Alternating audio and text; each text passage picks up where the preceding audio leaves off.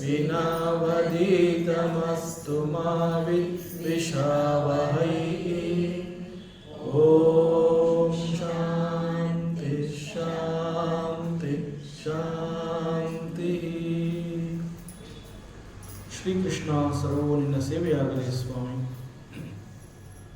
ಎಲ್ಲ ಆಧ್ಯಾತ್ಮ ಬಂಧುಗಳಿಗೂ ನಮಸ್ಕಾರ ಮತ್ತು ಶ್ರೀ ಚಿಕ್ಕಲಿಂಗೇಶ್ವರ ಸ್ವಾಮಿ ದೇವಸ್ಥಾನದ ಜ್ಞಾನಯಜ್ಞ ಶಾಲೆಗೆ ಸ್ವಾಗತ.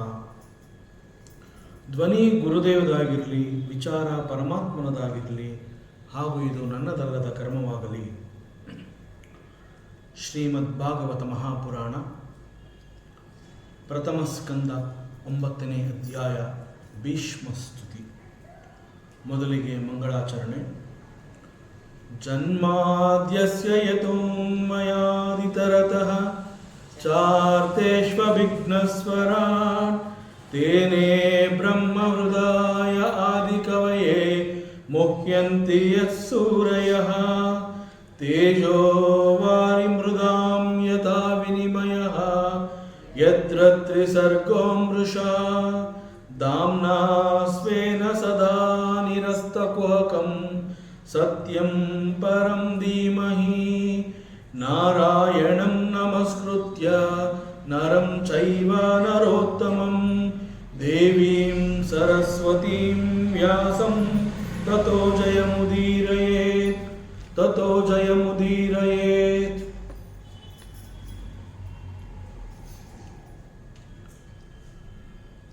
ಭೀಷ್ಮ ಪಿತಾಮಹ ಯುದ್ಧ ಮುಗಿದ ನಂತರದಲ್ಲಿ ಅವನ ಅವಸ್ಥೆ, ಪ್ರಾಣ ಹೋಗಿಲ್ಲ, ಶರಶಯ್ಯ ಮೇಲೆ ಮಲಗಿದಾನೆ. ಪರಮಾತ್ಮ ಶ್ರೀಕೃಷ್ಣನನ್ನು ಸ್ತುತಿ ಮಾಡ್ತಾ ಇದ್ದಾನೆ.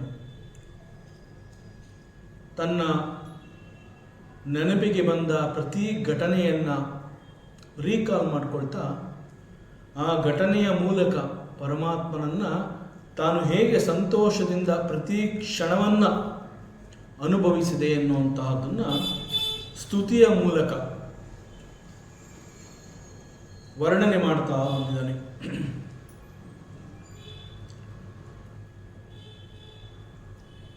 ಇದು ಭೀಷ್ಮ ಪಿತಾಮಹನ ಕೊನೆಯ ಕ್ಷಣಗಳು.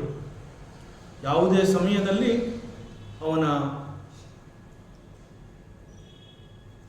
ಪ್ರಾಣ ಅನ್ನುವಂತಹದ್ದು ಹೋಗಬಹುದು, ದೇಹವನ್ನು ಬಿಟ್ಕೊಡುವಂತಹ ಸಂದರ್ಭ. ಈ ಸಂದರ್ಭದಲ್ಲಿ ಅವನು ಮಲಗಿರುವಂತಹದ್ದು ಎಲ್ಲಿ? ಶರಶಯ್ಯ ಮೇಲೆ. ದೇಹದಲ್ಲಿ ಎಲ್ಲ ಭಾಗದಲ್ಲೂ ಆ ಬಾಣಗಳು ಚುಚ್ಚಿರೋದ್ರಿಂದ ಆ ನೋವು ಅನ್ನುವಂತಹದ್ದು ಅವನ ಅರಿವಿಗೆ ಬಂದಿರುತ್ತೆ. ನಮಗೆ ನೋವು ಅನ್ನುವಂತಹದ್ದು ಅರಿವಾದಾಗ ಮೊಟ್ಟ ಮೊದಲಿಗೆ ನಾವು ನೋವಿನಿಂದ ಹೊರಬರಬೇಕು ಅನ್ನುವಂತಹದ್ದು ನಮ್ಮ ಪ್ರಾರ್ಥನೆಯಾಗಿರುತ್ತೆ. ಯಾಕೆಂತಂದರೆ ನಮಗೆ ನೋವನ್ನು ಅನುಭವಿಸುವಂತಹ ಶಕ್ತಿ ಇಲ್ಲ. ದೇಹವನ್ನು ನಂಬಿ ನಾವು ಬದುಕು ಮಾಡ್ತಾ ಇರ್ತೀವಿ. ದೇಹಕ್ಕೆ ಆದಂತಹ ನೋವು, ನನಗೆ ಆಗಿರುವಂತಹ ನೋವು, ನನಗೆ ನೋವು ಬೇಡ ಅನ್ನುವಂತಹದ್ದು ನಮ್ಮ ನಿರ್ಧಾರ ಆಗಿರುತ್ತೆ. ಸೊ ನೋವನ್ನು ಸಹಿಸುವಂತಹ ಶಕ್ತಿಯನ್ನು ನಾವು ಬೆಳೆಸ್ಕೊಂಡಿಲ್ಲ. ಆದರೆ ಇಲ್ಲಿ ಭೀಷ್ಮ ಪಿತಾಮಹ ದೇಹವನ್ನು ಬಿಟ್ಕೊಡುವಂತಹ ಸಂದರ್ಭ ಮತ್ತು ಮಲಗಿರುವಂತಹದ್ದು ಶರಶಯ್ಯ ಮೇಲೆ. ಕಣ್ಣೆದುರಿಗೆ ಪರಮಾತ್ಮ ಶ್ರೀಕೃಷ್ಣ ಇದ್ದಾನೆ, ಕಾರುಣ್ಯಮೂರ್ತಿ.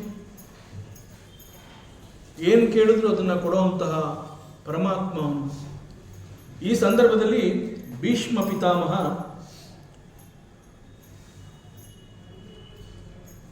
ನನಗೆ ಆಗ್ತಾ ಇರುವಂತಹ ನೋವನ್ನು ಕಡಿಮೆ ಮಾಡುವಂತ ಕೇಳ್ಕೊತಾ ಇಲ್ಲ. ಪರಮಾತ್ಮನ ದರ್ಶನ ತನ್ನ ಮೇಲೆ ಯಾವ ರೀತಿಯ ಪ್ರಭಾವ ಬೀರಿದೆ ಅಂತಂದರೆ, ಎಲ್ಲಿಲ್ಲದ ಹುಮ್ಮಸ್ಸು ಮತ್ತು ಶಕ್ತಿ ಪರಮಾತ್ಮನನ್ನು ನಿರಂತರವಾಗಿ ವರ್ಣನೆ ಮಾಡ್ತಾ ಬಂದಿದ್ದಾನೆ. ಸೊ ಈ ಒಂದು ಅವಸ್ಥೆ, ಇಂತಹ ಒಂದು ಸ್ಥಿತಿ, ಇಟ್ ಶೋಸ್ ದಿ ಏಕಾಗ್ರತಾ ಆಫ್ ಶ್ರೀ ಭೀಷ್ಮದೇವ. ಆ ಮೈಂಡ್ ಫೋಕಸಿಂಗ್ ಅಂತ ನಾವೇನು ಹೇಳ್ತೀವಿ, ಅದು ಎಷ್ಟು ಪ್ರಬಲವಾಗಿದೆ ಭೀಷ್ಮನಲ್ಲಿ ಎನ್ನುವಂತಹದ್ದು ಗೊತ್ತಾಗುತ್ತೆ. ಅಂಡ್ ಭೀಷ್ಮದೇವ ಹಿ ಕಂಟಿನ್ಯೂಸ್, ಅವನು ಹೇಳ್ತಾನೆ, ವ್ಯವಹಿತ ಪೃತನ ಮುಖಂ ನಿರೀಕ್ಷ್ಯ ಸ್ವಜನವದ ದ್ವಿಮುಖಸ್ಯ ದೋಷಬುದ್ಧಿಯ ಕುಮತಿಂ ಅಹರದಾತ್ಮ ವಿದ್ಯೆಯ ಯಶಃ ಚರಣರತಿ ಪರಮಸ್ಯ ತಸ್ಯ ಮೇ ಅಸ್ತು. ಇಲ್ಲಿಯವರೆಗೆ ಭೀಷ್ಮದೇವ ಪರಮಾತ್ಮನನ್ನ ಅನೇಕ ರೀತಿಗಳಿಂದ ವರ್ಣನೆ ಮಾಡಿ ಸ್ತುತಿ ಮಾಡ್ತಾ ಬಂದಿದ್ದಾನೆ. He is pricing. ಮತ್ತು ಪ್ರತಿ ಸಂದರ್ಭದಲ್ಲೂ ಆ ಯುದ್ಧ ಕ್ಷೇತ್ರದಲ್ಲಿ ತಾನು ಕಂಡಂತಹ ಕೃಷ್ಣ ಹೇಗೆ ತನ್ನ ಕಣ್ಣುಗಳಿಗೆ ಸೆರೆ ಸಿಕ್ಕ, ತಾನು ಹೇಗೆ ಅದನ್ನು ಅನುಭವಿಸಿದೆ ಅಂತ ಹೇಳ್ತಾ ಹೇಳ್ತಾ ಅನೇಕ ಸಂದರ್ಭಗಳಲ್ಲಿ ಶ್ರೀಕೃಷ್ಣನನ್ನ ಪಾರ್ಥ ಸಖ ಅಂತ ಕರೆದಿದ್ದಾನೆ, ವಿಜಯ ಸಖ ಅಂತ ಕರೆದಿದ್ದಾನೆ. That means here Partha means Arjuna, Vijaya ಅಂತಂದ್ರೂ ಕೂಡ ಅರ್ಜುನ. ವಿಜಯ ಅಂತ ಯಾಕೆ ಅರ್ಜುನನ ಕರೀತಾರೆ ಅಂತಂದ್ರೆ ಅವನಿಗೆ ಸೋಲು ಅನ್ನುವಂತಹದ್ದೇ ಇಲ್ಲ, ಅವನಿಟ್ಟ ಪ್ರತಿ ಹೆಜ್ಜೆಯಲ್ಲಿ ಅವನಿಗೆ ಗೆಲುವು ಸಿಗ್ತಾ ಇರುತ್ತೆ. So he is Vijaya. So ಇಂತಹ ವಿಜಯ ಸಖ, ಅರ್ಜುನನ ಸಖ ಶ್ರೀಕೃಷ್ಣ ಅಂತ ಹೇಳಿ ಶ್ರೀಕೃಷ್ಣನನ್ನ ವರ್ಣನೆ ಮಾಡ್ತಾ ಇದ್ದಾನೆ. ಪ್ರತಿ ಸಂದರ್ಭದಲ್ಲಿ ಅಲ್ಲಿ ಅರ್ಜುನ ಇದ್ದಾನೆ ಎನ್ನುವಂತಹದ್ದು ಕೂಡ ಅವನಿಗೆ ಖಾತ್ರಿಯಾಗಿದೆ. ಇಲ್ಲಿಯವರೆಗಿನ ವರ್ಣನೆಯಲ್ಲಿ ಪರಮಾತ್ಮನನ್ನ ವರ್ಣನೆ ಮಾಡ್ತಾ ಇದ್ದಾನೆ. ಆದರೆ ವಾಟ್ ಈಸ್ ದಿ ಪರಿಸ್ಥಿತಿ ಆಫ್ ಅರ್ಜುನ? ಅರ್ಜುನ ಹೇಗಿದ್ದ ಈ ಸಂದರ್ಭದಲ್ಲಿ? ಯುದ್ಧ ಕ್ಷೇತ್ರದಲ್ಲಿ ಪರಮಾತ್ಮನನ್ನ ಭೀಷ್ಮದೇವ ನೋಡ್ತಾ ಇದ್ದಾನೆ, ಪರಮಾತ್ಮ ಶ್ರೀಕೃಷ್ಣನ ಬಳಿ ಇರ್ತಾನೆ. ಆದರೆ ಎಲ್ಲೂ ಕೂಡ ಅರ್ಜುನನನ್ನು ಅವನು ವರ್ಣನೆ ಮಾಡಿಲ್ಲ, ಅರ್ಜುನನ ಪರಿಸ್ಥಿತಿ ಹೇಗಿದೆ ಅನ್ನುವಂಥದ್ದನ್ನ ಹೇಳಿಲ್ಲ. ಸಿಕ್ಕ ಪ್ರತಿ ಅವಕಾಶಗಳಲ್ಲಿ ಪರಮಾತ್ಮನನ್ನೇ ಅವನು ಸ್ತುತಿ ಮಾಡ್ತಾ ಇದ್ದಾನೆ. ಈಗ ಇಲ್ಲಿ ಅರ್ಜುನನ ಸಿಚುಯೇಷನ್ ಹೇಗಿತ್ತು ಅನ್ನುವಂತಹದ್ದನ್ನ ನೆನಪು ಮಾಡ್ಕೋತಾನೆ. ಯಾಕೆಂತಂದ್ರೆ ಈಗಾಗಲೇ ಒಂದೆರಡು ಬಾರಿ ವಿಜಯ ಸಖ, ಪಾರ್ಥ ಸಖ ಅಂತ ಕರೆದಿದ್ದಾನೆ ಅಂತಂದ ಮೇಲೆ Arjuna is equally important. Because ಅವನ ಎಲ್ಲ ನೆನಪುಗಳು ಕೂಡ ಯುದ್ಧ ಕ್ಷೇತ್ರದಲ್ಲಿ ಸಂಬಂಧಪಟ್ಟಂತಹ ಘಟನೆಗಳನ್ನು ಅವನು ರೀಕಾಲ್ ಮಾಡ್ಕೋತಾ ಇದ್ದಾನೆ. ಸೊ ಯುದ್ಧದಲ್ಲಿ ತನ್ನ ಎದುರಾಳಿಯಾಗಿ ಪಾಂಡವರ ಜೊತೆ ಭೀಷ್ಮದೇವ ಯುದ್ಧ ಮಾಡ್ತಾ ಇದ್ದಾಗ ಕಣ್ಣೆದುರಿಗೆ ಪರಮಾತ್ಮ ಇದ್ದ, ಪರಮಾತ್ಮನ ಬಳಿಯಲ್ಲಿ ಅರ್ಜುನ ಇದ್ದ. ಈ ಅರ್ಜುನ ಹೇಗಿದ್ದ ಅನ್ನುವಂತಹದ್ದನ್ನ ಇಲ್ಲಿ ಹಿ ಈಸ್ ರೀಕಾಲಿಂಗ್. ಅರ್ಜುನ ಯುದ್ಧ ಕ್ಷೇತ್ರಕ್ಕೆ ಬಂದಾಗ he was well prepared. Arjuna is prepared and his mind is also prepared. 13 ವರ್ಷಗಳು ನಿರಂತರವಾಗಿ ಕಾದಿದ್ದಾರೆ ಈ ಒಂದು ಸುಸಂದರ್ಭ ಬರಬೇಕು ಯುದ್ಧಕ್ಕೆ. ಸೊ ಯುದ್ಧ ನಿಶ್ಚಿತ ಅನ್ನುವಂತಹದ್ದು ಗೊತ್ತಾದ ಮೇಲೆ ಈ ಸಂದರ್ಭವನ್ನು ನಾವು ಉಪಯೋಗಿಸ್ಕೋಬೇಕು. ಯುದ್ಧ ಮಾಡುವಂತಹದ್ದು ಮುಖ್ಯ ಅಲ್ಲ, ಯುದ್ಧದಲ್ಲಿ ಗೆಲುವು ನಮ್ಮದಾಗಬೇಕು ಅನ್ನುವಂತಹದ್ದು. ಪಾಂಡವರು 5 ಜನ ಪಾಂಡವರು ಕೂಡ ಈ ಒಂದು ಸಂದರ್ಭವನ್ನು ಕಾದಿದ್ದಾರೆ, 13 ವರ್ಷಗಳಿಂದ ಕಾದಿದ್ದಾರೆ. ಸೊ ಯುದ್ಧ ಮಾಡಬೇಕಾಗಿರುವಂತಹದ್ದು ಕೌರವರ ಎದುರಿಗೆ ಎನ್ನುವಂತಹದ್ದು ಎಲ್ಲರಿಗೂ ತಿಳಿದಿದೆ, ಅದರಂತೆ ಅರ್ಜುನನಿಗೂ ತಿಳಿದಿದೆ. ಅರ್ಜುನನಿಗೆ ಗೊತ್ತಾಗಿರುವಂತಹ ವಿಚಾರಣೆ ಆದರೂ ಕೂಡ ಅಲ್ಲಿ ನಡೆದಂತಹ ಒಂದು ಲೀಲೆ, ಅದು ಲೀಲೆ ಎನ್ನುವಂತಹದ್ದು ಎಷ್ಟು ಸೂಕ್ಷ್ಮವಾಗಿ ನಡೆದಿದೆ ಅಂತಂದ್ರೆ ಇಟ್ ಈಸ್ ದಿ ಸಂಕಲ್ಪ ಆಫ್ ಪರಮಾತ್ಮ ಶ್ರೀಕೃಷ್ಣ. ಭಗವಂತನ ಸಂಕಲ್ಪ ಅಷ್ಟು ಸೂಕ್ಷ್ಮವಾಗಿ ಅಲ್ಲಿ ಒಂದು ಲೀಲೆಯನ್ನು ತೋರಿಸುತ್ತೆ. ಒಂದು ಒಳ್ಳೆಯ ಉಪದೇಶ ಅನ್ನುವಂತಹದ್ದು ಮುಂದೆ ವಿಶ್ವಕ್ಕೆ ಬೇಕು ಅನ್ನುವಂತಹದ್ದು ಪರಮಾತ್ಮ ಶ್ರೀಕೃಷ್ಣನ ಬುದ್ಧಿಗೆ ಬಂದಿರುವಂತಹ ಒಂದು ವಿಚಾರ. ಸೊ ಅದನ್ನು ಹೊರಗಡೆ ತರಬೇಕು, ಅದು ಎಲ್ರಿಗೂ ಸಿಗಬೇಕು. ಸೊ ಅದಕ್ಕಾಗಿ ಪರಮಾತ್ಮ ಅರ್ಜುನನ ಮನಸ್ಸಿನಲ್ಲಿ ಆಸೆ ಹುಟ್ಟುವಂತೆ ತನ್ನಲ್ಲಿ ಒಂದು ಆಸೆಯನ್ನು ಅವನು ಸಂಕಲ್ಪಿಸ್ಕೋತಾನೆ. ಈ ಕಾರಣದಿಂದ ಅರ್ಜುನ ಏನು ಹೇಳ್ತಾನೆ ಅಂತಂದ್ರೆ, ಅವನಿಗೆ ಗೊತ್ತಿರುವಂತಹ ವಿಚಾರ, ನಾವು ಕೌರವರ ಎದುರಿಗೆ ಯುದ್ಧವನ್ನ ಮಾಡೋದಕ್ಕೆ ಹೋಗ್ತಾ ಇದ್ದೀವಿ, ಯುದ್ಧ ಭೂಮಿಗೆ ಬಂದಾಯಿತು, ಯುದ್ಧ ಭೂಮಿಯಲ್ಲಿ ನಮ್ಮ ಎದುರಿಗೆ ಇರುವಂತಹವರು ಕೌರವರು ಅನ್ನುವಂತಹ ಸಂಪೂರ್ಣ ಜ್ಞಾನ ಇದ್ರೂ ಕೂಡ ಒಮ್ಮೆಲೆ ಅರ್ಜುನ ಪರಮಾತ್ಮನನ್ನು ಕೇಳ್ತಾನೆ, ಹೇ ಅಚ್ಯುತ, ಸಕವಚಃ ಅಂತ ಹೇಳ್ತಾನೆ ಭೀಷ್ಮ. ವಚಃ ಅಂತಂದರೆ ಮಾತು. ಈ ಸಂದರ್ಭದಲ್ಲಿ ಅದನ್ನು ಒಂದು ಆದೇಶ ಆರ್ ಎ ರಿಕ್ವೆಸ್ಟ್ ಅಂತ ಕೂಡ ಇಲ್ಲಿ ಜ್ಞಾನಿಗಳು ಹೇಳ್ತಾರೆ. ಸಕವಚಃ, ಅರ್ಜುನ ಪರಮಾತ್ಮನನ್ನು ಕೇಳ್ತಾನೆ, ಹೇ ಅಚ್ಯುತ, ಯುದ್ಧವನ್ನು ಹೇಗೆ ಗೆಲ್ಲಬೇಕು ಅನ್ನುವಂತಹದ್ದು ನನಗೆ ಗೊತ್ತಾಗಬೇಕು. ಆದ್ದರಿಂದ ಯುದ್ಧದಲ್ಲಿ ಯಾರ್ಯಾರು ಯುದ್ಧ ರಥಿಗಳು, ಯುದ್ಧ ಕಲಿಗಳು ಇಲ್ಲಿ ಬಂದಿದ್ದಾರೆ, ಅವರ ಶಕ್ತಿ ಸಾಮರ್ಥ್ಯ ಎಲ್ಲ ನನಗೆ ಅರ್ಥ ಆಗಬೇಕು. ಆದ್ದರಿಂದ ರಥವನ್ನು 2 ಸೈನ್ಯಗಳ ಮಧ್ಯದಲ್ಲಿ ನೀನು ತಗೊಂಡು ಹೋಗಪ್ಪ. ಈ ರೀತಿ ಅರ್ಜುನ ಪರಮಾತ್ಮನನ್ನು ಕೇಳಿಕೊಂಡಾಗ it is actually a request, it is not a ಆದೇಶ. ಆದರೆ ಅರ್ಜುನ ಏನು ಹೇಳ್ತಾನೆ ಅಂತಂದರೆ, ಆ ಸಂದರ್ಭವನ್ನು ಉಪಯೋಗಿಸ್ಕೊಂಡು ಪರಮಾತ್ಮನನ್ನು ಅಚ್ಯುತ ಅಂತ ಕರೀತಾನೆ. ಇದು ಆದೇಶ ಅಲ್ಲಪ್ಪ, it is only A request. ಆದರೂ ಕೂಡ ಇದು ಆದೇಶ ಅನ್ನುವಂತಹದ್ದೇ ಆದರೂ ಕೂಡ ಇದು ನಿನಗೆ ಒಂದು ಚ್ಯುತಿ ತರೋದಿಲ್ಲ. ನಾನು ನಿನಗೆ ರಥವನ್ನು ಇಲ್ಲಿ ತಗೊಂಡು ಹೋಗಿ ನಿಲ್ಲಿಸು ಅಂತ ನಾನು ನಿನಗೆ ಹೇಳೋವಂತಹದ್ದು ನಿನ್ನ ಚ್ಯುತಿಗೆ ಧಕ್ಕೆ ತರೋದಿಲ್ಲಪ್ಪ. ಒಂದು ವೇಳೆ ಧಕ್ಕೆ ತರುವಂತಹ ಮಾತುಗಳೇ ಆದರೂ ಕೂಡ ಅದು ನಿನಗಾಗೋದಿಲ್ಲಪ್ಪ. ಯಾಕೆ ಅಂತಂದರೆ ನೀನು ಅಚ್ಯುತ, ನಿನಗೆ ಚ್ಯುತಿ ಅನ್ನುವಂತಹದ್ದು ಉಂಟಾಗೋದೇ ಇಲ್ಲ. ಹೀಗೆ ಪರಮಾತ್ಮನನ್ನು ಅಚ್ಯುತ ಅಂತ ಕರೆದು ರಥವನ್ನು 2 ಸೈನ್ಯಗಳ ಮಧ್ಯೆ ತಗೊಂಡು ಹೋಗೋದಕ್ಕೆ ಹೇಳ್ತಾನೆ. ಆ ಒಂದು ಸಂದರ್ಭ ಮನಸ್ಸಿನಲ್ಲಿ ನೆನಪಿಟ್ಟುಕೊಂಡು ನಾವು ಮುಂದುವರಿಬೇಕು. ಸೊ ಇಲ್ಲಿ ಅರ್ಜುನನ ಆಸೆ ಆ ರೀತಿ ಆದರೂ ಅರ್ಜುನನಿಗೆ ಅಂತಹ ಆಸೆ ಬರಲಿ ಅಂತ ಹೇಳಿ ಪರಮಾತ್ಮನೇ ಸಂಕಲ್ಪ ಮಾಡಿ ಈ ಆಸೆಯನ್ನು ಅರ್ಜುನನ ಮನಸ್ಸಿನಲ್ಲಿ ಹುಟ್ಟು ಹಾಕಿರ್ತಾನೆ ಪರಮಾತ್ಮ. ಸೊ ಈ ಕಾರಣದಿಂದ ಅಲ್ಲಿ ಅರ್ಜುನ ಆ ರೀತಿ ಕೇಳಿಕೊಳ್ತಾನೆ. ಅದರಂತೆ 2 ಸೈನ್ಯಗಳ ಮಧ್ಯದಲ್ಲಿ ರಥವನ್ನು ತಂದು ನಿಲ್ಲಿಸ್ತಾನೆ ಪರಮಾತ್ಮ. ಸೊ ಆ ವಾರ್ಫೀಲ್ಡ್ಗೆ ಅಲ್ಲಿ ಬಂದು ಸೇರಿರುವಂತಹ ಅನೇಕ ಯುದ್ಧ ಕಲಿಗಳು, ಯುದ್ಧ ಮಾಡೋದಕ್ಕೆ ಬಂದು ನಿಂತಿರುವಂತಹ ಎಲ್ಲ ವೀರರ ಶೂರರು, ಅವರೆಲ್ಲರಲ್ಲೂ ಅರ್ಜುನನಿಗೆ ಒಂದು ರೀತಿಯ ದೋಷ ಅನ್ನುವಂತಹದ್ದನ್ನು, ಅವರಲ್ಲಿ ದೋಷವನ್ನು ಅರ್ಜುನ ಗುರುತಿಸ್ತಾನೆ. ಅರ್ಜುನ ಥಿಂಕ್ಸ್, ನನ್ನ ಎದುರುಗಡೆ ಇರುವಂತಹ ಈ ಸೈನಿಕರು ನಮ್ಮ ವಿರುದ್ಧವಾಗಿ ಹೋರಾಟಕ್ಕೆ ಬಂದಿದ್ದಾರಲ್ಲ, ಇವರಲ್ಲಿ ಏನೋ ದೋಷ ಇದೆ ಎನ್ನುವಂತಹದ್ದು ಅರ್ಜುನನ ಬುದ್ಧಿಗೆ ಗೊತ್ತಾಗುತ್ತೆ. ಆದರೆ ಜ್ಞಾನಿಗಳು ಹೇಳ್ತಾರೆ, ಅಲ್ಲಿ ಸೇರಿದವರಲ್ಲಿ ದೋಷ ಇರಲಿಲ್ಲ, ದೋಷ ಇದ್ದಿದ್ದು ಅರ್ಜುನನ ಬುದ್ಧಿಯಲ್ಲಿ. ಸೊ ಆ ಯುದ್ಧಾಡುಗಳಲ್ಲಿ ದೋಷ ಇದೆ ಅಂತ ಅರ್ಜುನ ತಿಳ್ಕೊತಾನೆ. And this is recognised by Arjuna. So ಈ ರೀತಿ ದೋಷ ಇದೆ ಅಂತ ತಿಳ್ಕೊತಾನೆ. ಸೊ ಅದಕ್ಕೆ ಹೇಳ್ತಾರೆ, ಇಟ್ ಸೀಮ್ಸ್ ಹಿಸ್ ಬುದ್ಧಿ ಈಸ್ ಕಂಟ್ಯಾಮಿನೇಟೆಡ್. ಅರ್ಜುನನ ಬುದ್ಧಿಯಲ್ಲಿ ದೋಷ ಇದೆ. ಅಲ್ಲಿ ಸೇರಿರುವಂತಹ ಯುದ್ಧಾಳುಗಳಲ್ಲಿ ಯಾವ ದೋಷನೂ ಇಲ್ಲ, ದೋಷ ಇರುವಂತಹದ್ದು ಅರ್ಜುನನ ಬುದ್ಧಿಯಲ್ಲಿ.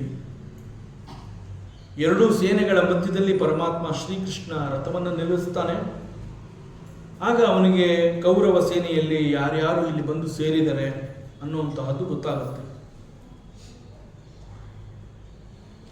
ಇದು ಅರ್ಜುನನ ಬುದ್ಧಿಯಲ್ಲಿ ಉಂಟಾದಂತಹ ದೋಷ ಅಂತ ಯಾಕೆ ಹೇಳ್ತಾರೆ ಅಂತಂದ್ರೆ, ಒಬ್ಬ ಕ್ಷತ್ರಿಯ, ಒಬ್ಬ ಕ್ಷಾತ್ರ ಧರ್ಮ ಏನು ಅಂತಂದ್ರೆ ರಾಜ್ಯದ ರಕ್ಷಣೆ, ಧರ್ಮ ಸಂಸ್ಥಾಪನೆ, ಪ್ರಜೆಗಳ ರಕ್ಷಣೆ, ರಾಜ್ಯಕ್ಕೆ ನ್ಯಾಯಯುತವಾದಂತಹ ಒಂದು ಆಡಳಿತವನ್ನು ಕೊಡಬೇಕು ಅನ್ನುವಂತಹದ್ದು ವೆರಿ ವೆರಿ ಇಂಪಾರ್ಟೆಂಟ್ ಕ್ಷಾತ್ರ ಧರ್ಮ. ಆ ಕ್ಷಾತ್ರ ಧರ್ಮವನ್ನು ಅನುಸರಿಸಿ ಅದನ್ನು ಎತ್ತಿ ಹಿಡಿಯುವಂತಹದ್ದು ಒಬ್ಬ ವೀರ ಕ್ಷತ್ರಿಯನ ಲಕ್ಷಣ. ಆದರೆ ಅರ್ಜುನ ಆ ಯುದ್ಧ ಕ್ಷೇತ್ರದಲ್ಲಿ ಆ 2 ಸೇನೆಗಳ ಮಧ್ಯದಲ್ಲಿ ಬಂದು ಅಲ್ಲಿ ನಿಂತು ಎದುರುಗಡೆ ನೋಡ್ತಾನೆ. ನೋಡಿದಾಗ ಅಲ್ಲಿ ಅರ್ಜುನ ಹೇಳ್ತಾನೆ, ಇವರೆಲ್ಲ ನನ್ನ ಸ್ನೇಹಿತರು, ನನ್ನ ಬಂಧುಗಳು, ನನ್ನ ಗುರು, ನನ್ನ ಆಚಾರ್ಯ, ನನ್ನ ದೊಡ್ಡಪ್ಪ, ನನ್ನ ಚಿಕ್ಕಪ್ಪ, ನನ್ನ ಮಾವ, ಇವರೆಲ್ಲ ನನ್ನ ಸ್ವಜನರು, ಅಂದರೆ ನನ್ನ ಸ್ವಂತ ಜನಗಳು, ಇವರು ಬಂಧು ಬಾಂಧವರು. ಯುದ್ಧದ ಹೆಸರಿನಲ್ಲಿ ಈ ಒಂದು ಸ್ವಜನರನ್ನ ಹತ್ಯೆ ಮಾಡುವಂತಹದ್ದು ಪಾಪದ ಕೆಲಸ. ನನ್ನ ಬಂಧುಗಳನ್ನ, ಮಿತ್ರರನ್ನ, ಸ್ನೇಹಿತರನ್ನ, ಸಂಬಂಧಿಕರನ್ನ ಯುದ್ಧ ಅಂತ ಹೇಳಿ ನಾನು ಅವ್ರನ್ನ ಕೊಲ್ಲುವಂತಹದ್ದು ಬಹಳ ಪಾಪದ ಕೆಲಸ. ಸೊ ಇದು ಅವನ ಬುದ್ಧಿಯಲ್ಲಿ ಈ ರೀತಿ ಉಂಟಾದಾಗ ಆ ಕ್ಷಣದಲ್ಲಿ ಅವನಿಗೆ ವ್ಯಾಮೋಹ ಅನ್ನುವಂತಹದ್ದು ಅರ್ಜುನನ ಮನಸ್ಸಿನಲ್ಲಿ ಆವರಿಸಿಕೊಳ್ಳುತ್ತೆ. ಯಾವಾಗ ಅವನಿಗೆ ಈ ವ್ಯಾಮೋಹ ಅನ್ನುವಂತಹದ್ದು ಆವರಿಸಿಕೊಳ್ಳುತ್ತೆ, ಆಗ ಅವನು ಕ್ಷಾತ್ರ ಧರ್ಮವನ್ನು ಮರೀತಾನೆ. ಒಬ್ಬ ಕ್ಷತ್ರಿಯನ ಪವಿತ್ರವಾದ ಧರ್ಮ ಏನು ಅನ್ನುವಂತಹದ್ದು ಅವನಿಗೆ ಮರೆತು ಹೋಗುತ್ತೆ.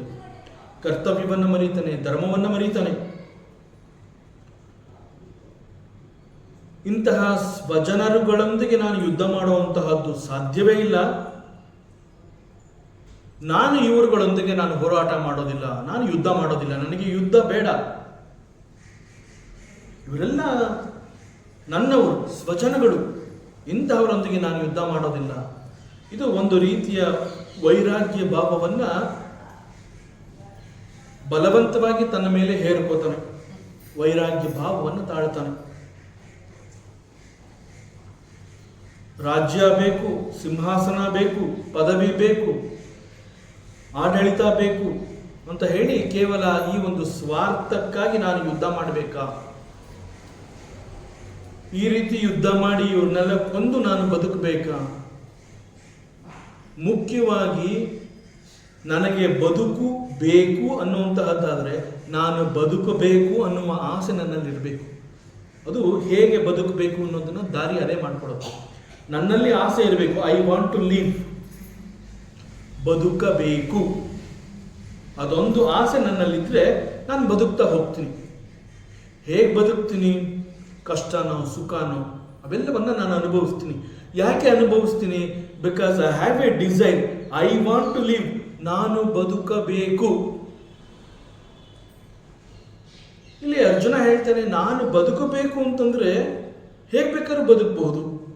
ಐ ಡೋಂಟ್ ರಿಕ್ವೈರ್ ಫೈಟ್, ನಾನು ಯುದ್ಧ ಮಾಡೋದಿಲ್ಲ. ಯುದ್ಧವನ್ನ ಮಾಡಿ ಇವ್ರನ್ನೆಲ್ಲ ಕೊಂದು ನಾನು ಬದುಕಬೇಕಾ? ಬದುಕಬೇಕು ಅಂತಂದ್ರೆ ಹೊಟ್ಟೆ, ಬಟ್ಟೆ, ಅನ್ನ, ಆಹಾರ ಇದೆಲ್ಲ ಬೇಕು. ಸೊ ಬದುಕಬೇಕು ಅಂತಂದ್ರೆ ಇದೆಲ್ಲ ಬೇಕು ಅಂತಂದ್ರೆ ಭಿಕ್ಷೆ ಬೇಡ್ಬೋದು. ನಾನು ಭಿಕ್ಷೆ ಬೇಡಿ ನಾನು ಜೀವನವನ್ನು ಮಾಡ್ತೀನಿ, ಬದುಕ್ತೀನಿ. ಯುದ್ಧ ಮಾಡೋದಿಲ್ಲ ನಾನು. ಇವರೆಲ್ಲ ನನ್ನವರು, ನನ್ನವ್ರನ್ನ ನಾನು ಕೊಂದ್ರೆ ಅದು ಬಹಳ ದೊಡ್ಡ ಪಾಪದ ಕೆಲಸ. ಆದ್ರಿಂದ ನನಗೆ ಯುದ್ಧ ಬೇಡ. ಈ ರಾಜ್ಯ, ಸಿಂಹಾಸನ ಇದ್ಯಾವುದು ಇಲ್ಲದೆ ಹೋದರೂ ಕೂಡ ಬದುಕಬಹುದು. ಬದುಕುವುದಕ್ಕೆ ಈ ಸ್ವಾರ್ಥದ ಆಸೆ ಕಾರಣ ಆಗಬಾರ್ದು. ಹೀಗೆ ಅವರೆಲ್ಲರನ್ನ ನೋಡಿ ಅವನಿಗೆ ನಾನು ಏನು ತೀರ್ಮಾನ ತಗೋತಾ ಇದ್ದೀನಿ, ಏನು ಮಾತನಾಡ್ತಾ ಇದ್ದೀನಿ ಅನ್ನೋದು ಗೊತ್ತಾಗದೆ ಪರಮಾತ್ಮ ಶ್ರೀಕೃಷ್ಣನ ಬಳಿ ಹೋಗ್ಬಿಟ್ಟು ನಾನು ಯುದ್ಧ ಮಾಡೋದಿಲ್ಲ ಅಂತ ಹೇಳ್ತಾನೆ. ದೃಷ್ಟ್ವೇ ಮಂ ಸ್ವಜನಂ ಕೃಷ್ಣ ಯುಯುತ್ಸಂ ಸಮುಪಸ್ಥಿತಂ ಸೀದಂತಿ ಮಮ ಗಾತ್ರಾಣಿ ಮುಖಂಚ ಪರಿಶುಷ್ಯತಿ. ಯಾವುದೇ ಒಬ್ಬ ಮನುಷ್ಯನಲ್ಲಿ ಮಾನಸಿಕ ಗೊಂದಲ ಅನ್ನುವಂತಹದ್ದು ಉಂಟಾದಾಗ ಅವನಲ್ಲಿ ಅನೇಕ ಬದಲಾವಣೆಗಳಾಗುತ್ತೆ. ಅಲ್ಲಿವರೆಗೂ ನಿಮ್ಮಂತೆಯೇ ನಮ್ಮ ಜೊತೆನಲ್ಲೇ ಇರ್ತಾನೆ ಒಬ್ಬ ಮನುಷ್ಯ. ಯಾವ ಕ್ಷಣದಲ್ಲಿ ಅವನ ಮನಸ್ಸು ಅನ್ನುವಂತಹದ್ದು ದುರ್ಬಲದಿಂದ ಕೂಡುತ್ತೆ. ಮನಸ್ಸು ದುರ್ಬಲವಾದಾಗ ಮಾನಸಿಕ ಗೊಂದಲ ಉಂಟಾಗುತ್ತೆ. ಮಾನಸಿಕ ಗೊಂದಲ ಉಂಟಾದಾಗ ಶರೀರದಲ್ಲಿ, ದೇಹದಲ್ಲಿ ಅನೇಕ ರೀತಿಯ ಬದಲಾವಣೆಗಳು ಉಂಟಾಗುತ್ತೆ, ವ್ಯತ್ಯಾಸಗಳು ಅಂತ ಹೇಳ್ತಾರೆ. ದೇಹದ ಅನೇಕ ಭಾಗಗಳಲ್ಲಿ ಕೆಲವು ವಿಕಾರಗಳು ಉಂಟಾಗುತ್ತೆ ವ್ಯತ್ಯಾಸ ಉಂಟಾದಾಗ. ಅಂತಹ ಒಂದು ವ್ಯತ್ಯಾಸ ಅರ್ಜುನನಲ್ಲಿ ಉಂಟಾಯಿತು. So Arjuna is depressed. ಅವನಿಗೂ ಕೂಡ ಒಂದು ಈ ಡಿಪ್ರೆಷನ್ ಅನ್ನುವಂತಹ ಒಂದು ಮನೋವ್ಯಾಧಿ ಅವನಲ್ಲಿ ಉಂಟಾಯಿತು. ಹೇ ಪರಮಾತ್ಮ, ಸ್ವಜನರಲ್ಲಿ, ಬಂಧುಗಳಲ್ಲಿ, ಬಾಂಧವರಲ್ಲಿ, ಸ್ನೇಹಿತರೊಂದಿಗೆ ನಾನು ಯುದ್ಧ ಮಾಡೋದಿಲ್ಲಪ್ಪ. ಯಾಕೆಂತಂದ್ರೆ ನೀನು ನನ್ನ ನೋಡ್ತಾ ಇದೆಯಾ, ನಿನ್ನ ಎದುರುಗಡೆ ನಾನು ನಿಂತಿದ್ದೀನಿ. ಇವ್ರನ್ನೆಲ್ಲ ನೋಡಿದ ತಕ್ಷಣ ನನ್ನ ಶರೀರ ಕಂಪಿಸ್ತಾ ಇದೆ, ನಿಂತ್ಕೊಳ್ಳೋಕ್ಕೆ ಆಗ್ತಾ ಇಲ್ಲ, ನನ್ನಲ್ಲಿ ಇಲ್ಲಿಯವರೆಗೆ ಇದ್ದಂತಹ ಶಕ್ತಿ ಉಡುಗಿ ಹೋಗ್ತಾ ಇದೆ, ಕೈಕಾಲುಗಳಲ್ಲಿ ನಡುಕ ಉಂಟಾಗ್ತಾ ಇದೆ. ಸೊ ಹೀಗೆ ಮನಸ್ಸಿನಲ್ಲಿ ಮಾನಸಿಕ ಗೊಂದಲ ಉಂಟಾದಾಗ ಹಿಂಗೆ ದೇಹದಲ್ಲಿ ಅನೇಕ ರೀತಿಯ ವ್ಯತ್ಯಾಸಗಳಾಗುತ್ತೆ. ಸೊ ಇಂತಹ ವ್ಯತ್ಯಾಸಗಳನ್ನು ನಮ್ಮ ಇವತ್ತಿನ ಮನಃಶಾಸ್ತ್ರಜ್ಞರು ಅಂತಂದರೆ ನಾವು ಏನು ಸೈಕ್ರಿಯಾಟಿಸ್ಟ್ಸ್ ಅಂತ ಹೇಳ್ತೀವಿ, ಅವ್ರುಗಳು ಇದನ್ನು ಮಾನಸಿಕ ಉನ್ಮಾದದ ಅವಸ್ಥೆ ಅಂತ ಕರೀತಾರೆ. ಸೊ ಅಂತಹ ಅವಸ್ಥೆಗೆ ಅರ್ಜುನ ಕೂಡ ಈಗ ಬಂದಿದ್ದಾನೆ. ಅರ್ಜುನನಿಗೆ ಇಂತಹ ಅವಸ್ಥೆ ಆಗಿದೆ ಅನ್ನುವಂತಹದ್ದನ್ನು ಭೀಷ್ಮ ಅಲ್ಲಿ ನೋಡ್ತಾ ಇದ್ದಾನೆ. ಪ್ರಾರಂಭದಲ್ಲಿ ಅರ್ಜುನನ ಪರಿಸ್ಥಿತಿ ಹೇಗಿತ್ತು ಅನ್ನೋದನ್ನು ನಾವು ಪ್ರಾರಂಭ ಮಾಡಿದ್ವಿ. ನಾವು ಭೀಷ್ಮ ಇಲ್ಲಿವರೆಗೆ ಪರಮಾತ್ಮನನ್ನ ವರ್ಣನೆ ಮಾಡ್ತಾ ಈ ಸಂದರ್ಭದಲ್ಲಿ ಅರ್ಜುನನ ಪರಿಸ್ಥಿತಿ ಹೇಗಿತ್ತು ಅನ್ನೋದನ್ನ ನೆನಪು ಮಾಡಿಕೊಂಡಾಗ ಅರ್ಜುನ ಹೇಗೆ ಆ ಯುದ್ಧದ ರಂಗದಲ್ಲಿ ಕುಲ ಬಾಂಧವರನ್ನ ಸ್ನೇಹಿತರನ್ನ ನೋಡಿದಾಗ ಅವನಲ್ಲಿ ಹೇಗೆ ವ್ಯತ್ಯಾಸಗಳು ಉಂಟಾಯಿತು, ಆ ವ್ಯತ್ಯಾಸಗಳು ಉಂಟಾದಾಗ ನನ್ನ ಶಕ್ತಿಯಲ್ಲೇ ಉಡುಗಿ ಹೋಯಿತು ಅಂತ ಅವನು ಹೇಳ್ಕೊಳ್ಳುವಂತಹ ಆ ಘಟನೆಯನ್ನ ಭೀಷ್ಮದೇವ ಈಗ ಶರಶಯ್ಯ ಮೇಲೆ ಮಲಗಿ ಅದನ್ನ ನೆನಪು ಮಾಡ್ಕೋತಾ ಇದ್ದಾನೆ.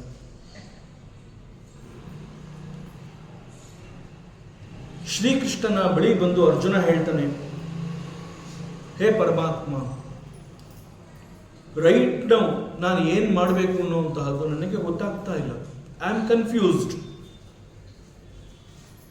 ಯುದ್ಧ ಮಾಡಬೇಕು ಅಂತ ಬಂದಿದ್ದು ನಿಜ, ಆದರೆ ಇಲ್ಲಿ ಬಂದ ಮೇಲೆ ಪರಿಸ್ಥಿತಿ ಇವರೆಲ್ಲ ನೋಡಿದ ಮೇಲೆ ನನ್ನ ದೇಹ ನಡುಗ್ತಾ ಇದೆ, ಕೈಕಾಲುಗಳಲ್ಲಿ ಶಕ್ತಿ ಇಲ್ಲ, ಕಾನ್ಫಿಡೆನ್ಸ್ ಇಲ್ಲ. ಇವ್ರನ್ನೆಲ್ಲ ಕೊಂದು ಯುದ್ಧವನ್ನು ನಾನು ಜಯಿಸ್ತೀನಿ, ಗೆಲ್ತೀನಿ ಅನ್ನುವಂತಹ ಕಾನ್ಫಿಡೆನ್ಸೇ ಕಡಿಮೆ ಆಗಿದೆ. ನಾ ಈಗ ಏನು ಮಾಡಲಿ, ಮುಂದೆ ನಾನು ಏನು ಮಾಡಬೇಕು ಅನ್ನುವ ರೀತಿಯಲ್ಲಿ ಪರಮಾತ್ಮ ಶ್ರೀಕೃಷ್ಣನನ್ನು ಕೇಳ್ತಾನೆ. ಗಾಂಡೀವಂ ಶ್ರಂಸತೆ ಹಸ್ತ, ನನ್ನ ಕೈಯಿಂದ ಈ ಒಂದು ಬಿಲ್ಲು ಬಾಣ ಧನಸ್ಸು ಅಂತ ಏನು ಹೇಳ್ತೀವಿ ಅದು ಜಾರು ಹೋಗ್ತಾ ಇದೆ, ಕೈನಲ್ಲಿ ಅದನ್ನು ಹಿಡ್ಕೊಳ್ಳುವಂತಹ ಶಕ್ತಿ ಕೂಡ ನನಗಿಲ್ಲ. ಇದೆಲ್ಲ ಯಾಕೆ ಹಿಂಗಾಗ್ತಾ ಇದೆ ಅಂತಂದರೆ, ಒಂದು ವೇಳೆ ಆ ಬಿಲ್ಲು ಬಾಣಗಳನ್ನು ಹಿಡಿದು ನಾನು ಯುದ್ಧ ಮಾಡುವಂತಹ ಶಕ್ತಿ ನನಗೆ ಇದೇನದೇ ಆದರೆ ಆಗ ನಾನು ಅನ್ನೆಸೆಸರಿ ನನ್ನ ಬಂಧು ಮಿತ್ರರನ್ನ ಕೊಲ್ಲಬೇಕಾಗತ್ತೆ. It is very difficult for me. ಅದರಿಂದ ನನಗೇನು ಮಾಡಬೇಕು ಅನ್ನೋದು ಗೊತ್ತಾಗ್ತಾ ಇಲ್ಲ ಅಂತ ಪರಮಾತ್ಮ ಶ್ರೀಕೃಷ್ಣನ ಬಳಿ ಅವನು ನಿವೇದನೆ ಮಾಡ್ಕೋತಾನೆ.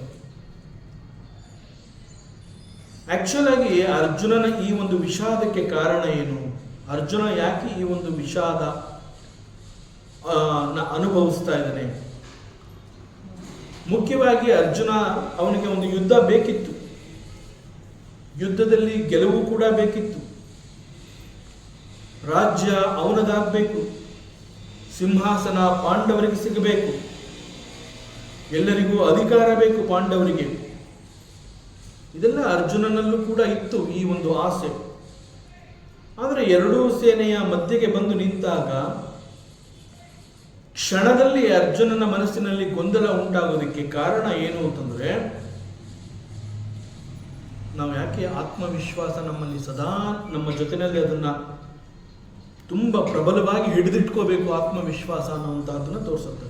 ಇದು ಅಲ್ಲಿವರೆಗೆ ಎಷ್ಟು ಉತ್ಸಾಹ, ಯಾವ್ಯಾವ ಯುದ್ಧಾಳುಗಳನ್ನು ಹೇಗೆ ನಾನು ಸದೆ ಬಡಿಬೇಕು ಅನ್ನೋದನ್ನ ನಾನು ಲೆಕ್ಕ ಹಾಕಬೇಕು, ಅದಕ್ಕೆ ನನಗೆ ಎರಡು ಸೇನೆಗಳ ಮಧ್ಯದಲ್ಲಿ ರಥವನ್ನು ನಿಲ್ಲಿಸು ಅಂತ ಕೇಳಿಕೊಂಡಂತಹ ಅರ್ಜುನ ಒಂದು ವೀಕ್ ಮೂಮೆಂಟ್ ಅಂತ ಹೇಳ್ತಾರೆ. ಆ ವೀಕ್ ಮೂಮೆಂಟ್ ಅಲ್ಲಿ ಕೌರವರ ಸೇನೆಯನ್ನ ಹಿಂಗೆ ನೋಡ್ತಾನೆ. ನೋಡಿದಾಗ ಬಹಳ ದೊಡ್ಡದಾಗಿ ಆ ಕ್ಷೇತ್ರದಲ್ಲಿ ಬಹಳ ದೊಡ್ಡ ಜಾಗವನ್ನ ಆ ಕೌರವರ ಸೇನೆ ಆವರಿಸಿತ್ತು. ಆ ಕೌರವ ಸೇನೆಯ ಪ್ರತಿಭಟನೆ ಅವನ ನಿರೀಕ್ಷೆಯನ್ನು ನುಚ್ಚು ನೂರು ಮಾಡಾಕ್ಬಿಡ್ತು. ಅಲ್ಲಿವರೆಗೆ ನಮ್ಮನ್ನ ಗೆಲ್ಲವರಿಲ್ಲ, ನಮ್ಮಲ್ಲಿ ಎಲ್ಲ ಶಕ್ತಿ ಇದೆ, ನಾವು ಫೈಟ್ ಮಾಡ್ತೀವಿ ಅನ್ನಂತಹ ಇದ್ದಂತಹ ಆ ಕಾನ್ಫಿಡೆನ್ಸ್ ಒಂದು ಕ್ಷಣದಲ್ಲಿ ಯಾವಾಗ ಅವನು ಆ ಒಂದು ಪ್ರಬಲವಾದ ಕೌರವ ಸೇನೆಯನ್ನು ನೋಡಿ ಅಲ್ಲಿ ಆ ಯುದ್ಧಾಳುಗಳು ಮಾಡ್ತಿದ್ದಂತಹ ಆ ಪ್ರತಿಭಟನೆ, ಆ ಶಂಕನಾದ, ಅವೆಲ್ಲವನ್ನ ಕಂಡು ಹೆದರಿ ನಡುಕ್ತಾನೆ. ಆಗ ಅವನಲ್ಲಿದ್ದಂತಹ ಒಂದು ನಿರೀಕ್ಷೆ ನುಚ್ಚು ನೂರಾಗಿ ಹೋಗುತ್ತೆ. ಆಗ ಅವನು ಅರ್ಜುನ ಕೇಳ್ತಾನೆ ಪರಮಾತ್ಮನನ್ನ, ವಾಟ್ ನೆಕ್ಸ್ಟ್, ಮುಂದೆ ಏನಪ್ಪ ನನ್ನ ಗತಿ, ನಾ ಈಗ ಏನು ಮಾಡಬೇಕು? ಆಗ ಶ್ರೀಕೃಷ್ಣ ಉಪದೇಶವನ್ನು ಪ್ರಾರಂಭ ಮಾಡ್ತಾನೆ, ಗೀತೋಪದೇಶ ಅಂತ. ಹೀಗೆ ಶ್ರೀಕೃಷ್ಣ ಉಪದೇಶ ಪ್ರಾರಂಭ ಮಾಡಿದ, ಅಂಡ್ ದಟ್ ಉಪದೇಶ ಇಸ್ ಕಾಲ್ಡ್ ಭಗವದ್ಗೀತೆ. ಪ್ರಾರಂಭದ ಸಮಯ ಮತ್ತು ಆ ಗೀತೆಯ ಉಪದೇಶದ ನಂತರ, ಗೀತೆಯ ಉಪದೇಶಕ್ಕೆ ಮುಂಚೆ ಇದ್ದಂತಹ ಅರ್ಜುನನ ಮಾನಸಿಕ ಸ್ಥಿತಿ, and after completing the 18 chapters 700 shlokas, ಅದು ಮುಗಿದಾಗ ಅರ್ಜುನನ ಮಾನಸಿಕ ಪರಿಸ್ಥಿತಿ ಹೇಗಿತ್ತು? ಅರ್ಜುನ ಹೇಳ್ತಾನೆ, ನಿನ್ನ ಉಪದೇಶ ಸಫಲವಾಯಿತು, ನಷ್ಟೋ ಮೋಹ ಅಂತ ಹೇಳ್ತಾನೆ. ಯಾವ ಒಂದು ವ್ಯಾಮೋಹಕ್ಕೆ ಒಳಗಾಗಿ ನನಗೆ ಯುದ್ಧ ಬೇಡ, ನನ್ನ ಕ್ಷಾತ್ರ ಧರ್ಮವನ್ನು ನಾನು ಮರ್ತಿದ್ದೆ, ಇಟ್ಸ್ ಆಲ್ ಬಿಕಾಸ್ ಆಫ್ ಒಂದು ವ್ಯಾಮೋಹ, ಒಂದು ವೈರಾಗ್ಯ ಭಾವ ನನ್ನಲ್ಲಿ ಉಂಟಾಗಿ ನನಗೇನೂ ಬೇಡ ಅಂತ ಹೇಳ್ತಾ ಇದ್ದೆ. ಈಗ ನೀನು ಉಪದೇಶ ಮಾಡಿದೆಯಲ್ಲ, ಈ ಉಪದೇಶದ ನಂತರದಲ್ಲಿ ನಷ್ಟೋ ಮೋಹ, ಆ ಮೋಹ ಎಲ್ಲ ನಷ್ಟವಾಯಿತು, ನಾಶವಾಗಿ ಹೋಯಿತು. ಹೇ ಪರಮಾತ್ಮ, ನನ್ನಲ್ಲಿ ಇದ್ದಂತಹ ಆ ಮೋಹ ನಾಶವಾಯಿತು. ನನ್ನಲ್ಲಿ ಈಗ ಕುಮತಿ ಇಲ್ಲ, ನನ್ನಲ್ಲಿ ಈಗ ಸುಮತಿ ಇದೆ ಅಂತ ಹೇಳ್ತಾರೆ.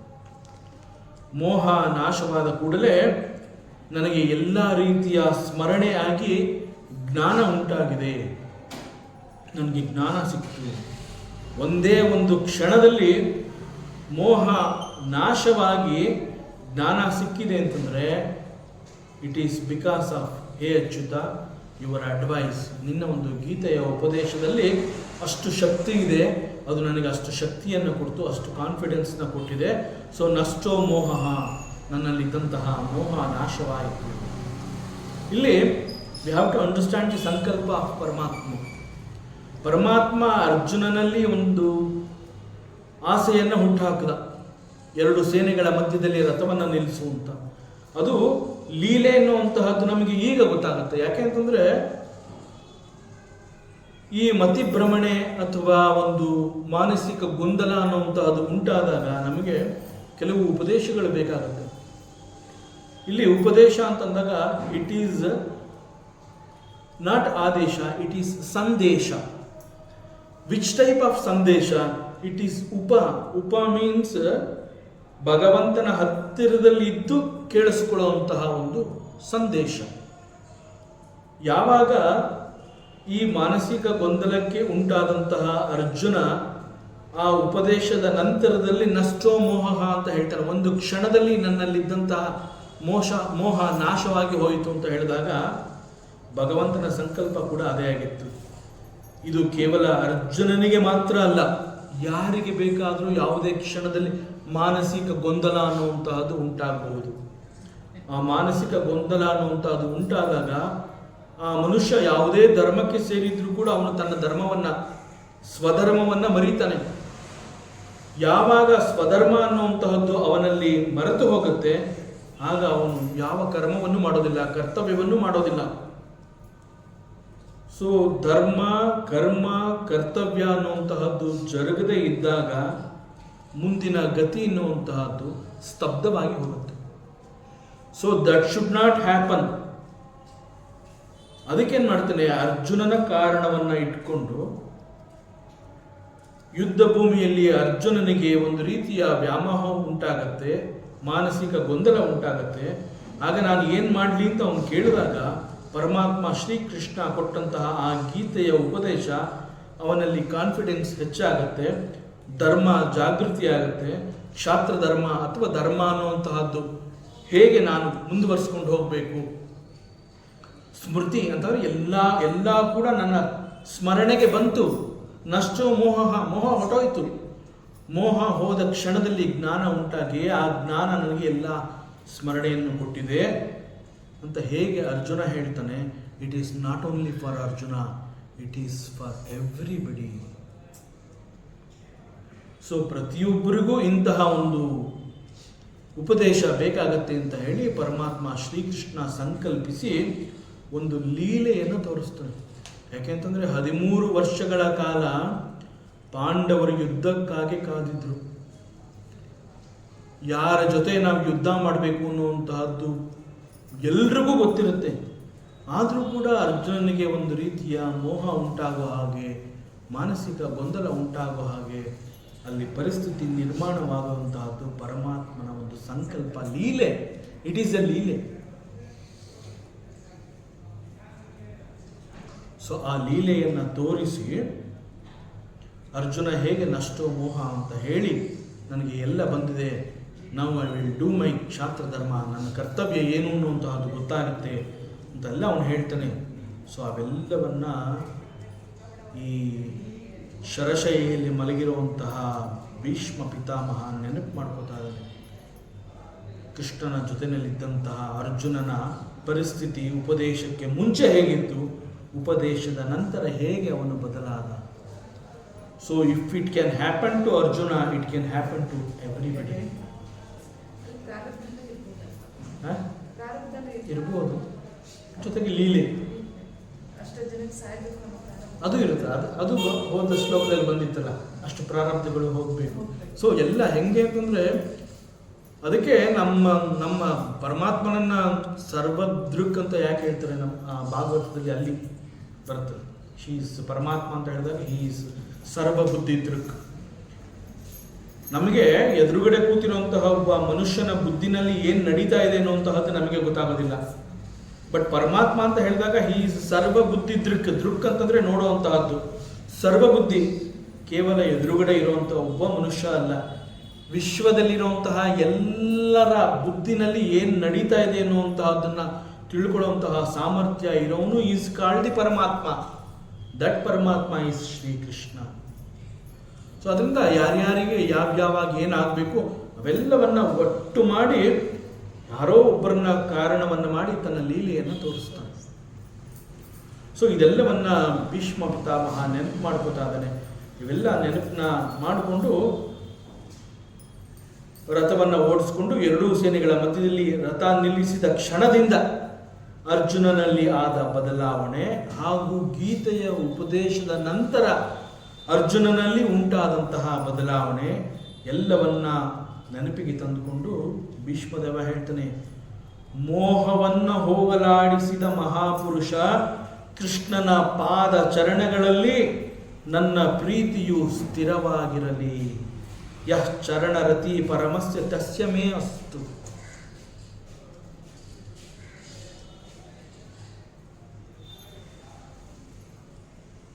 ಮತ್ತೆ ಮುಂದುವರಿಸ್ತಾನೆ, ಸ್ವನಿಗಮಂ ಅಪಹಾಯ ಮತ್ ಪ್ರತಿಜ್ಞಾಂ ಋತುಂ ಅಧಿಕರ್ತುಂ ಅವಪ್ಲುತೋ ರಥಸ್ಥಃ ಧೃತರಥ ಚರಣೋಭ್ಯಯ ಚಲದ್ಗು ಹರಿರಿವ ಹಂತುಮಿಬಂ ಗತೋತ್ತರೀಯ. ಕೃಷ್ಣನಿಗೆ ಸಂಬಂಧಪಟ್ಟಂತಹ ಪ್ರತಿ ಬದಲಾವಣೆಗಳನ್ನು, ಘಟನೆಗಳನ್ನು ಎಲ್ಲವನ್ನ ಬಹಳ ವಿಚಿತ್ರವಾಗಿ ಆನಂದಿಸ್ತಾ ಇದ್ದಾನೆ ಭೀಷ್ಮದೇವ. ಅಲ್ಲಿ ಯಾವ ವರ್ಣನೆಯನ್ನು ಇವನು ಮಾಡ್ತಾ ಇದ್ದಾನೆ, ಹೇಗೆ ಅಲ್ಲಿ ಇವನು ಆನಂದವನ್ನ ಪಡ್ಕೋತಾ ಇದ್ದಾನೆ ಅನ್ನುವಂತಹದ್ದು ನಮಗೆ ಅರ್ಥನೇ ಆಗೋದಿಲ್ಲ. ಹೀ ಈಸ್ ಮೈ ಪ್ರಭು, ಶ್ರೀಕೃಷ್ಣ ಈಸ್ ಮೈ ಲಾರ್ಡ್ ಅಂತಂದಾಗ ಕೃಷ್ಣನ ಪ್ರತಿ ಚಲನವಲನ looks very very vibrant for Bhishmadeva. ತಾನೇ ಬಿಟ್ಟಂತಹ ಬಾಣಗಳಿಂದ ಕೃಷ್ಣ ಗಾಯಗೊಂಡು ಅವನಲ್ಲಿ ದೇಹದಿಂದ ರಕ್ತ ಜನುಗ್ತಾ ಇದ್ದಾಗ ಕೂಡ ಅವನು ಹೇಳ್ತಾನೆ, ಯು ಆರ್ ಲುಕಿಂಗ್ ಬ್ಯೂಟಿಫುಲ್ ಅಂತ ಹೇಳ್ತಾನೆ. ಸೊ ನನ್ನ ಪ್ರಭು ಹೇಗಿದ್ರೂ ಅವನು ಗ್ರೇಟ್ ಅನ್ನುವಂತಹದ್ದು. See that is very very highest devotion. ಆ ಭಕ್ತಿನ ನಾವು ಅರ್ಥ ಮಾಡ್ಕೊಳ್ಳೋದಕ್ಕಿಂತ ಅನುಭವಿಸ್ಕೋಬೇಕು. ಬಹುಶಃ ಆ ಕೃಷ್ಣ ನನಗೆ ಸಿಕ್ಕಿದ್ರೆ ನಾನು ಹೇಗೆ ಅವನನ್ನು ನೋಡ್ತೀನಿ, ಆ ಥರ ನಾವು ಮೆಡಿಟೇಟ್ ಮಾಡಿದ್ರೆ ಬಹುಶಃ ಭೀಷ್ಮ ಹೇಗೆ ಎಂಜಾಯ್ ಮಾಡ್ದ. ಮೆಡಿಟೇಷನ್ ಅಂತಂದಾಗ ಸ್ವಾಮಿ ಮಿತ್ರಾನಂದ ಅವ್ರು ಹೇಳ್ತಾರೆ, ಚಿಂತನೆ ಹೇಗಿರಬೇಕು ಅಂತಂದರೆ, ಈ ಕ್ಷಣದಲ್ಲಿ ನೀವು ಕಣ್ಣು ಮುಚ್ಕೊಂಡು ಕೂತ್ಕೊಂಡು ನಿಮ್ಮ ಕಣ್ಣೆದುರಿಗೆ ನಿಮ್ಮ ಇಷ್ಟ ದೈವ ರಾಮನು, ಕೃಷ್ಣನು, ಶಿವ ಬಂದಿದ್ದಾನೆ ಅಂತಂದರೆ ನೀವು ಅವನನ್ನು ಹೇಗೆ ವೆಲ್ಕಮ್ ಮಾಡ್ತೀರಾ, ಏನೆಲ್ಲ ಮಾತಾಡ್ಕೊಳ್ಳಿ. ದಟ್ ಈಸ್ ಟುಡೇಸ್ ಮೆಡಿಟೇಷನ್ ಅಂತ ಕ್ಯಾಂಪಲ್ಲಿ ಹೇಳೋರು. ಅಂದರೆ ಆ ಒಂದು ನಮ್ಮ ಮನಸ್ಸನ್ನ ಅಲ್ಲಿಗೆ ತೊಗೊಂಡು ಹೋಗಬೇಕು. ನನ್ನ ಇಷ್ಟ ದೈವ ಬಂದಿದ್ದಾನೆ, ಈಗ ನಾನು ಅವನ ಜೊತೆ ಮಾತಾಡ್ತಾ ಇದ್ದೀನಿ ಅನ್ನೋ ಲೆವೆಲಲ್ಲಿ ನಾನು ಹೋಗಬೇಕು ಅಂತಂದರೆ ನನ್ನ ಮನಸ್ಸು ಎಷ್ಟು ನಿರ್ಮಲವಾಗಿರಬೇಕು. I am ready to talk to my lord ಹೇಗಿರುತ್ತೆ ನನ್ನ ಕಂಡೀಷನ್. ಸೊ ಇಲ್ಲಿ ಭೀಷ್ಮದೇವ ಕೃಷ್ಣನ ಪ್ರತಿ ಚಲನವಲನವನ್ನು ಹಿ ಈಸ್ ಎಂಜಾಯಿಂಗ್. ಅದನ್ನು ಇಲ್ಲಿ ಹೇಳ್ತಾನೆ. ಸ್ವನಿಗಮಂ, ಪರಮಾತ್ಮ ಶ್ರೀಕೃಷ್ಣ ಒಂದು ಶಬ್ದವನ್ನು ಮಾಡಿದ್ದಾನೆ. ಮರಣಶಯ್ಯೆ ಶರಪಂಜರದಲ್ಲಿ ಮಲಗಿರುವಂತಹ ಭೀಷ್ಮನ ನೆನಪುಗಳು ಈಗ ಪರಮಾತ್ಮ ಶ್ರೀಕೃಷ್ಣನ ಶಪಥದ ಕಡೆಗೆ ಧಾವಿಸ್ತಾ ಇದೆ. ಎಲ್ಲೆಲ್ಲಿಗೆ ಹೋಗ್ತಾ ಇದ್ದಾನೆ? ಯುದ್ಧ ಕ್ಷೇತ್ರಕ್ಕೆ ಹೋಗ್ತಾನೆ, ಅರ್ಜುನನಲ್ಲಿ ಉಂಟಾದ ಬದಲಾವಣೆಗೆ ಹೋಗ್ತಾನೆ, ಪರಮಾತ್ಮ ಶ್ರೀಕೃಷ್ಣನ ದೇಹದಲ್ಲಿ ರಕ್ತ ಜನುಗ್ತಾ ಇರುವಂತಹದ್ದನ್ನ ಜ್ಞಾಪಿಸ್ಕೋತಾನೆ. ಮತ್ತು ಇಂತಹ ಕೃಷ್ಣನನ್ನ ಗೋಪಿಯರು ಹೇಗೆ ಪ್ರೀತಿ ಮಾಡ್ತಾ ಇದ್ರು, ಹೀಗೆ ಎಲ್ಲ ಕಡೆ ತನ್ನ ಮನಸ್ಸನ್ನ ಹರಿಯ ಬಿಡ್ತಾ ಇದ್ದಾನೆ ಭೀಷ್ಮ. ಈಗ ಶರಶೈಯಲ್ಲಿ ಮಲಗಿ ಪರಮಾತ್ಮ ಶ್ರೀಕೃಷ್ಣ ತಗೊಂಡಂತಹ ಒಂದು ಶಪಥದ ಕಡೆಗೆ ಅವನ ಮನಸ್ಸನ್ನ ಹರಿಯ ಬಿಡ್ತಾ ಇದ್ದಾನೆ. ಆ ಒಂದು ಘಟನೆಯನ್ನ ನೆನಪು ಮಾಡ್ಕೋತಾ ಇದ್ದಾನೆ ಅವನೀಗ. ಆ ಘಟನೆಯನ್ನ ನೆನಪು ಮಾಡಿಕೊಂಡು ಅಲ್ಲಿ ಕಂಡಂತಹ ಪರಮಾತ್ಮ ಶ್ರೀಕೃಷ್ಣನನ್ನ ಸ್ತುತಿ ಮಾಡ್ತಾ ಇದ್ದಾನೆ. And that is said here as a ಸ್ವನಿಗಮಂ. ಭೀಷ್ಮ ಹೇಳ್ತಾನೆ, ಅಭ್ಯ ಆಯ, ಹೇ ಶ್ರೀಕೃಷ್ಣ, ನೀನೊಂದು ಶಬ್ದ ಮಾಡಿದೆಯಲ್ಲ, ಅದು ನೆನಪು ಈಗ ನನಗೆ ಬರ್ತಾ ಇದೆ. ಶ್ರೀಕೃಷ್ಣ ಯುದ್ಧಕ್ಕೆ ಮುಂಚೆ ತಗೊಂಡಂತಹ ಒಂದು ಪ್ರತಿಜ್ಞೆ, ಒಂದು ಶಪಥವನ್ನ ಮಾಡಿರ್ತಾನೆ. ಆ ಶಪಥವನ್ನ ಪರಮಾತ್ಮ ಶ್ರೀಕೃಷ್ಣನೇ ಮರೆತು ಅದಕ್ಕೆ ವಿರುದ್ಧವಾಗಿ ಈ ಯುದ್ಧ ಭೂಮಿಯಲ್ಲಿ ಪರಮಾತ್ಮ ಶ್ರೀಕೃಷ್ಣ ನಡ್ಕೋತಾನೆ. ಅಂತಹ ಘಟನೆಯನ್ನು ಈಗ ಇಲ್ಲಿ ಭೀಷ್ಮದೇವ ನೆನಪು ಮಾಡ್ಕೋತಾ ಇದ್ದಾನೆ. ಯಾಕೆ ಪರಮಾತ್ಮ ಶ್ರೀಕೃಷ್ಣ ಹೀಗೆ ಮಾಡ್ದ? ನಾವು ಹೆಚ್ಚು ಹೆಚ್ಚು ಗಮನವನ್ನು ಕೊಡ್ತಾ ಹೋದಂತೆ ಪ್ರತಿ ಪುಟದಲ್ಲೂ ಪ್ರತಿ ಘಟನೆಯಲ್ಲೂ ನಾವು ಪರಮಾತ್ಮನ ಲೀಲೆಯನ್ನು ನೋಡಬಹುದು. ಲೀಲೆ ಅಂತ ಹೇಳಿದಾಗ ಅದು ಹೀಗೆ ಇರುತ್ತೆ, ಯಾರೋ ವರ್ಣನೆ ಮಾಡಿರೋದು ಮಾತ್ರ ಲೀಲೆ ಅಂತಲ್ಲ. ನನ್ನ ಭಗವಂತನನ್ನು ನಾನು ಹೆಚ್ಚು ಚಿಂತನೆ ಮಾಡ್ತೀನಿ ಅಂತಂದ್ರೆ ನನ್ನ ಚಿಂತನೆಗೆ ಸಿಕ್ಕಂತಹ ಪರಮಾತ್ಮನ ಪ್ರತಿ ಕ್ಷಣದಲ್ಲಿ ಸಿಗುವಂತಹ ಪ್ರತಿ ಒಂದು ಕೂಡ ಒಂದು ರೀತಿಯ ಲೀಲೆ ಆಗಿರುತ್ತೆ. ಆ ರೀತಿಯಲ್ಲಿ ಇಲ್ಲಿ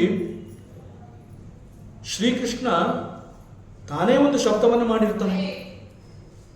ಮಹಾಭಾರತದ ಯುದ್ಧದ ಸಮಯದಲ್ಲಿ ಯುದ್ಧ ಪ್ರಾರಂಭವಾದ ಮೇಲೆ ಆ ಶಪಥವನ್ನ ಪರಮಾತ್ಮ ಶ್ರೀಕೃಷ್ಣ ಮುರಿದು ಹಾಕ್ತಾನೆ. ಆಗ ಭೀಷ್ಮ ಅನ್ಕೋತಾನೆ, ಏನಿದು ಶ್ರೀಕೃಷ್ಣ ತಾನೇ ಒಂದು ಶಬ್ದವನ್ನು ಮಾಡಿ ಈಗ ಅದನ್ನು ಮರ್ತು ಬಿಟ್ಟಿದ್ದಾನೆ ಶ್ರೀಕೃಷ್ಣ, ಯಾಕಿಂತ ಕೆಲಸವನ್ನು ಮಾಡ್ದ? ಶ್ರೀಕೃಷ್ಣನೇ ಹೀಗೆ ತಪ್ಪು ದಾರಿ ಹಿಡಿಬಹುದಾ? ಯಾಕೆ ಹಿಂಗಾಯಿತು? ಹೀಗೆ ಯೋಚನೆ ಮಾಡಿ ಆ ನೆನಪುಗಳನ್ನು ಆ ಕಡೆ ತನ್ನ ಮನಸ್ಸನ್ನ ಬಿಡ್ತಾನೆ. ಅಲ್ಲಿ ಇಟ್ ಈಸ್ ಬಿಕಾಸ್ ಮತ್ ಪ್ರತಿಜ್ಞಾ, ಭೀಷ್ಮದೇವ ಹೇಳ್ತಾ ಇದ್ದಾನೆ, ಭಗವಂತನ ಒಂದು ಶಪಥ ಮಾಡಿದ್ದಾನೆ, ಆದರೆ ಅದರಂತೆ ನಾನು ಕೂಡ ಒಂದು ಶಬ್ದ ಮಾಡಿದ್ದೀನಿ. ಪರಮಾತ್ಮ ಏನು ಶಬ್ದ ಮಾಡಿದ್ದ? ನಾನು ಯುದ್ಧದಲ್ಲಿ ಭಾಗವಹಿಸಲಾರೆ, ಅಸ್ತ್ರಶಸ್ತ್ರವನ್ನು ಕೈಯಲ್ಲಿ ನಾನು ಮುಟ್ಟೋದಿಲ್ಲ, ಕೇವಲ ನಿನ್ನ ಜೊತೆ ನಾನು ಇರ್ತೀನಿ ಒಬ್ಬ ಸಾರಥಿಯಾಗಿ. ದಟ್ ಸಾಲ್. ಯುದ್ಧ ಗೆಲ್ಲಬೇಕು ಅಂತಂದ್ರೆ ನೀನು ಫೈಟ್ ಮಾಡಬೇಕು, ನಾನು ಫೈಟ್ ಮಾಡೋದಿಲ್ಲ. ಯುದ್ಧವನ್ನ ನೀನೇ ನಿನ್ನ ಪಾಲಿಗೆ ಜಯ ತಂದ್ಕೊಡೋ ರೀತಿಯಲ್ಲಿ ನೀನು ವರ್ಕ್ ಮಾಡಬೇಕು. ನಾನು ನಿನ್ನ ಜೊತೆ ಇದ್ದೀನಿ, ನಾನು ಪರಮಾತ್ಮ ಅಂತ ಹೇಳಿ ನಾನು ನಿನಗೆ ಆ ರೀತಿ ಸಪೋರ್ಟ್ ಮಾಡೋದಿಲ್ಲ, ನಾನು ಶಸ್ತ್ರವನ್ನು ನಾನು ಮುಟ್ಟೋದಿಲ್ಲ ಅಂತ ಹೇಳಿ ಒಂದು ಶಬ್ದ ಮಾಡಿರ್ತಾನೆ. ಅದೇ ರೀತಿ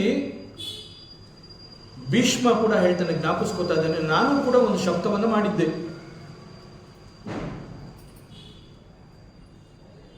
ಇಬ್ಬರು ಕೂಡ ಶಪಥ ಮಾಡಿದ್ದಾರೆ.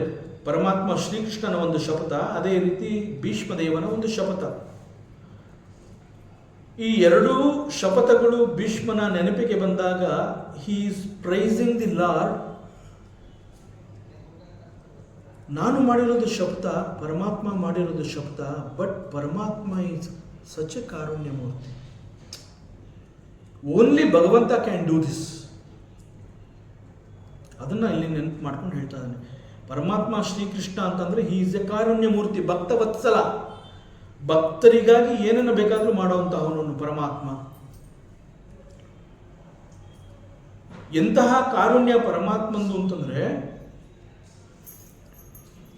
ಅವನಂತೆ ನಾನು ಕೂಡ ಒಂದು ಶಪಥವನ್ನು ಮಾಡಿದ್ದೆ, ನನ್ನ ಶಪಥ ನೆರವೇರಲಿ ಅಂತ ಹೇಳಿ ಅವನು ತನ್ನ ಶಪಥಕ್ಕೆ ವಿರುದ್ಧವಾಗಿ ನಡ್ಕೋತಾ ಇದ್ದಾನೆ ಇಲ್ಲಿ. ದಟ್ ಈಸ್ ದಿ ಕಾರುಣ್ಯ of Lord Shri Krishna. Because he is a ಭಕ್ತ ವತ್ಸಲ.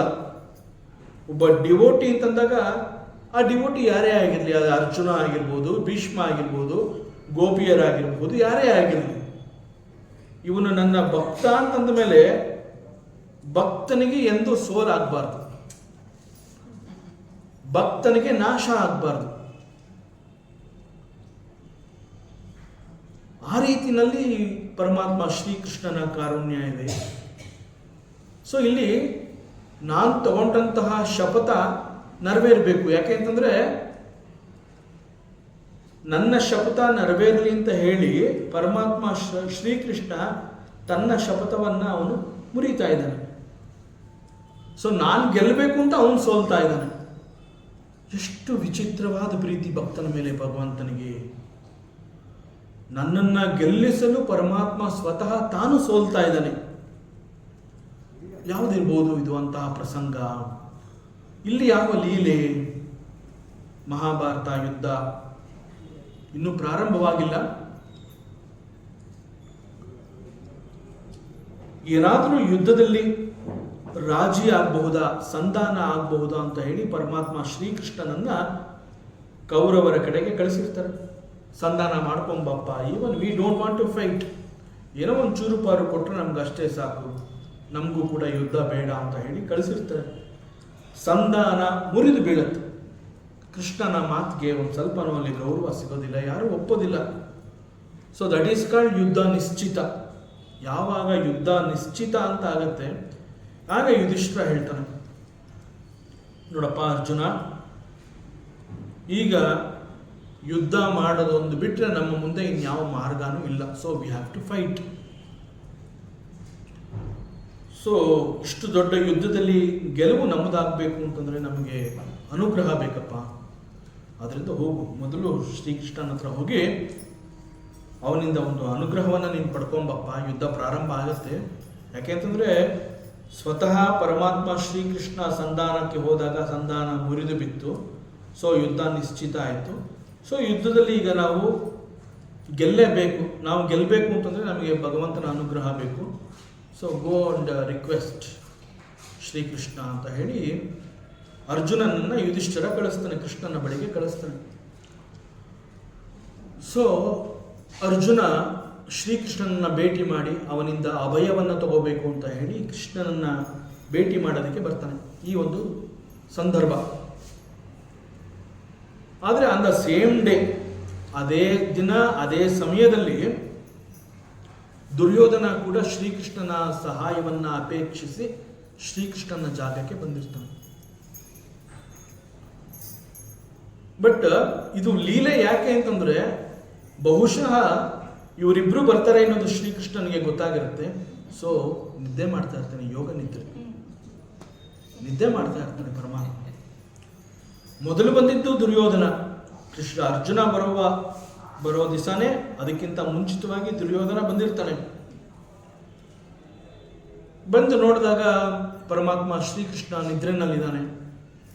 ನಿದ್ರೆ ಅವನು ಎಚ್ಚೆತ್ತುಕೊಳ್ಳುವವರೆಗೂ ನಾನು ಕಾಯಬೇಕು ಅಂತ ಹೇಳಿ ದುರ್ಯೋಧನ ಏನು ಮಾಡ್ತಾನೆ, ಅವನ ತಲೆಯ ಭಾಗದಲ್ಲಿ ನಿಂತ್ಕೋತಾನೆ. Arjuna also comes.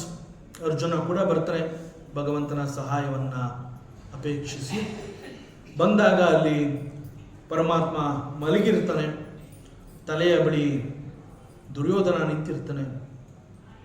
ತಲೆ ಬಗ್ಗಿಸಿ ಕಾಲ ಬಳಿ ನಿಂತು ವಿನಯದಿಂದ ಕೈ ಮುಕ್ಕೊಂಡು ಪರಮಾತ್ಮ ಹೇಳೋದನ್ನು ಅರ್ಜುನ ಕಾಯ್ತಾ ಇರ್ತಾನೆ.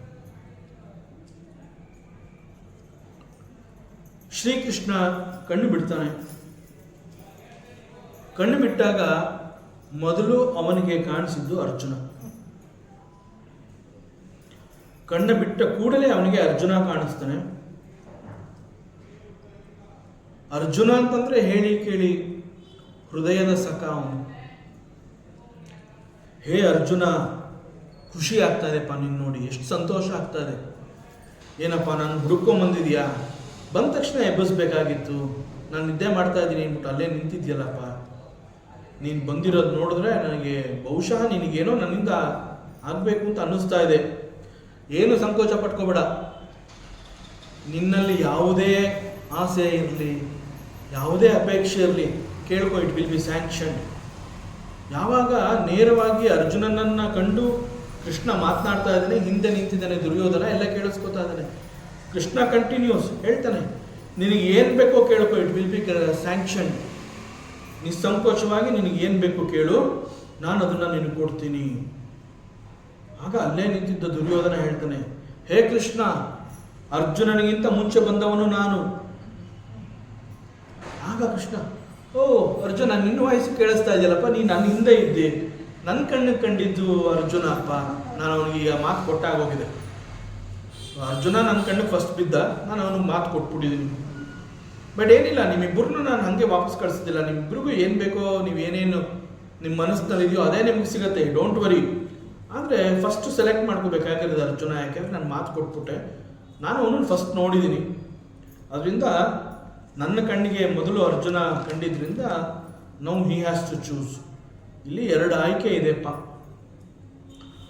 ಆ 2 ಆಯ್ಕೆಗಳಲ್ಲಿ ಅರ್ಜುನನಿಗೆ ಹೇಳ್ತೀನಿ, ನಿನಗೆ ಯಾವುದು ಬೇಕೋ ಅದರಲ್ಲಿ ಒಂದು, 2 ಅಲ್ಲ, ಯಾವ್ದಾದ್ರು ಒಂದನ್ನು ನೀನು ಆಯ್ಕೆ ಮಾಡ್ಕೋಬಹುದು.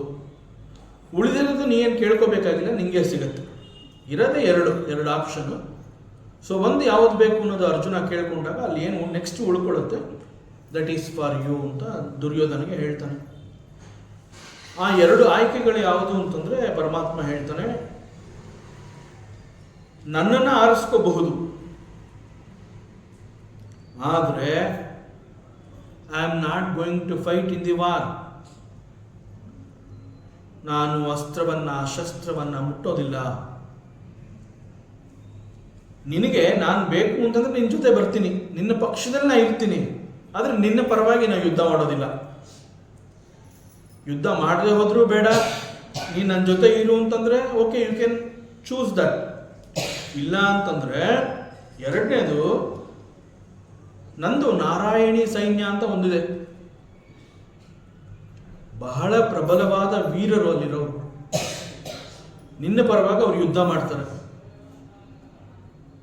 ಆಗ ನಾನು ಕೌರವರ ಕಡೆ ಹೋಗ್ಬೇಕಾಗತ್ತೆ, ನಾರಾಯಣ ಸೈನ್ಯ ನಿನ್ನ ಕಡೆ ಬರಬೇಕಾಗತ್ತೆ. ಸೊ ನೀನು ಆ ಸೈನ್ಯವನ್ನು ಉಪಯೋಗಿಸ್ಕೊಂಡು ನೀನು ಯುದ್ಧ ಮಾಡಬಹುದು ಕೌರವರ ಜೊತೆ. ಸೊ ಇವೆರಡರಲ್ಲಿ ನನ್ನನ್ನು ಚೂಸ್ ಮಾಡ್ಕೋ, ಇಲ್ಲ ನನ್ನ ಸೈನ್ಯ ನಾರಾಯಣಿ ಸೈನ್ಯವನ್ನು ನೀನು ಸೆಲೆಕ್ಟ್ ಮಾಡ್ಕೋಬಹುದು ಅಂತ ಹೇಳಿದಾಗ ಅರ್ಜುನ ಹೇಳ್ತಾನೆ, ನನಗೆ ನಾರಾಯಣಿ ಸೈನ್ಯ ಬೇಡ ಭಗವಂತ, ನನಗೆ ನೀನು ಬೇಕು. ನೀನು ನನ್ನ ಜೊತೆ ಇದೆಯಾ ಅಂತಂದರೆ ನನಗೆಲ್ಲನೂ ಇದ್ದಂಗೆ. ನೀ ಏನು ಯುದ್ಧ ಮಾಡಬೇಡಪ್ಪ, ನೀನು ಬಂದು ನನ್ನ ಜೊತೆ ಇರು ಸಾಕು, ಯುದ್ಧ ನಾನು ಮಾಡ್ತೀನಿ. ಯಾಕೆಂದರೆ ಗೆಲುವು ನಂದು ತಾನೇ, ನನಗೆ ಬೇಕಾಗಿರೋದು ನಾನು ಮಾಡ್ಕೋತೀನಿ, ನಾನು ಗೆಲ್ತೀನಿ, ನೀನು ನನ್ನ ಜೊತೆ ಇರು ಸಾಕು ಅಂತ ಹೇಳಿ ಪರಮಾತ್ಮ ಶ್ರೀಕೃಷ್ಣನನ್ನು ಅರ್ಜುನ ಆರಿಸ್ಕೋತಾನೆ. ಆಗ ದುರ್ಯೋಧನ ಯೋಚನೆ ಮಾಡ್ತಾನೆ, ಒಳ್ಳೆ ಕೆಲಸ ಆಯಿತು, ಫಸ್ಟೇ ಇವನು ಅರ್ಜುನ ಆರಿಸ್ಕೊಂಡಿದ್ದು. ಯಾಕೆ ಅಂತಂದರೆ ನಾನು ಶಸ್ತ್ರ ಹಿಡಿಯಲ್ಲ, ಅಸ್ತ್ರ ಹಿಡಿಯಲ್ಲ, ಯುದ್ಧ ಮಾಡಲ್ಲ ಅಂತ 108 ಕಂಡೀಷನ್ ಆಗ್ತಾ ಇದ್ದಾನೆ ಕೃಷ್ಣ. ಏನು ಮಾಡದೇ ಇರೋ ಕೃಷ್ಣನ ನಾ ಯಾಕೆ ಇಟ್ಕೊಳ್ಳಿ, ಅವನ ಸೈನ್ಯ ಸಿಗ್ತಾ ಇದೆಯಲ್ಲ ನನಗೆ, ಒಳ್ಳೆ ಕೆಲಸ ಮಾಡಿದ Arjuna. Okay, you take Krishna, I will take Narayana ಸೈನ್ಯ.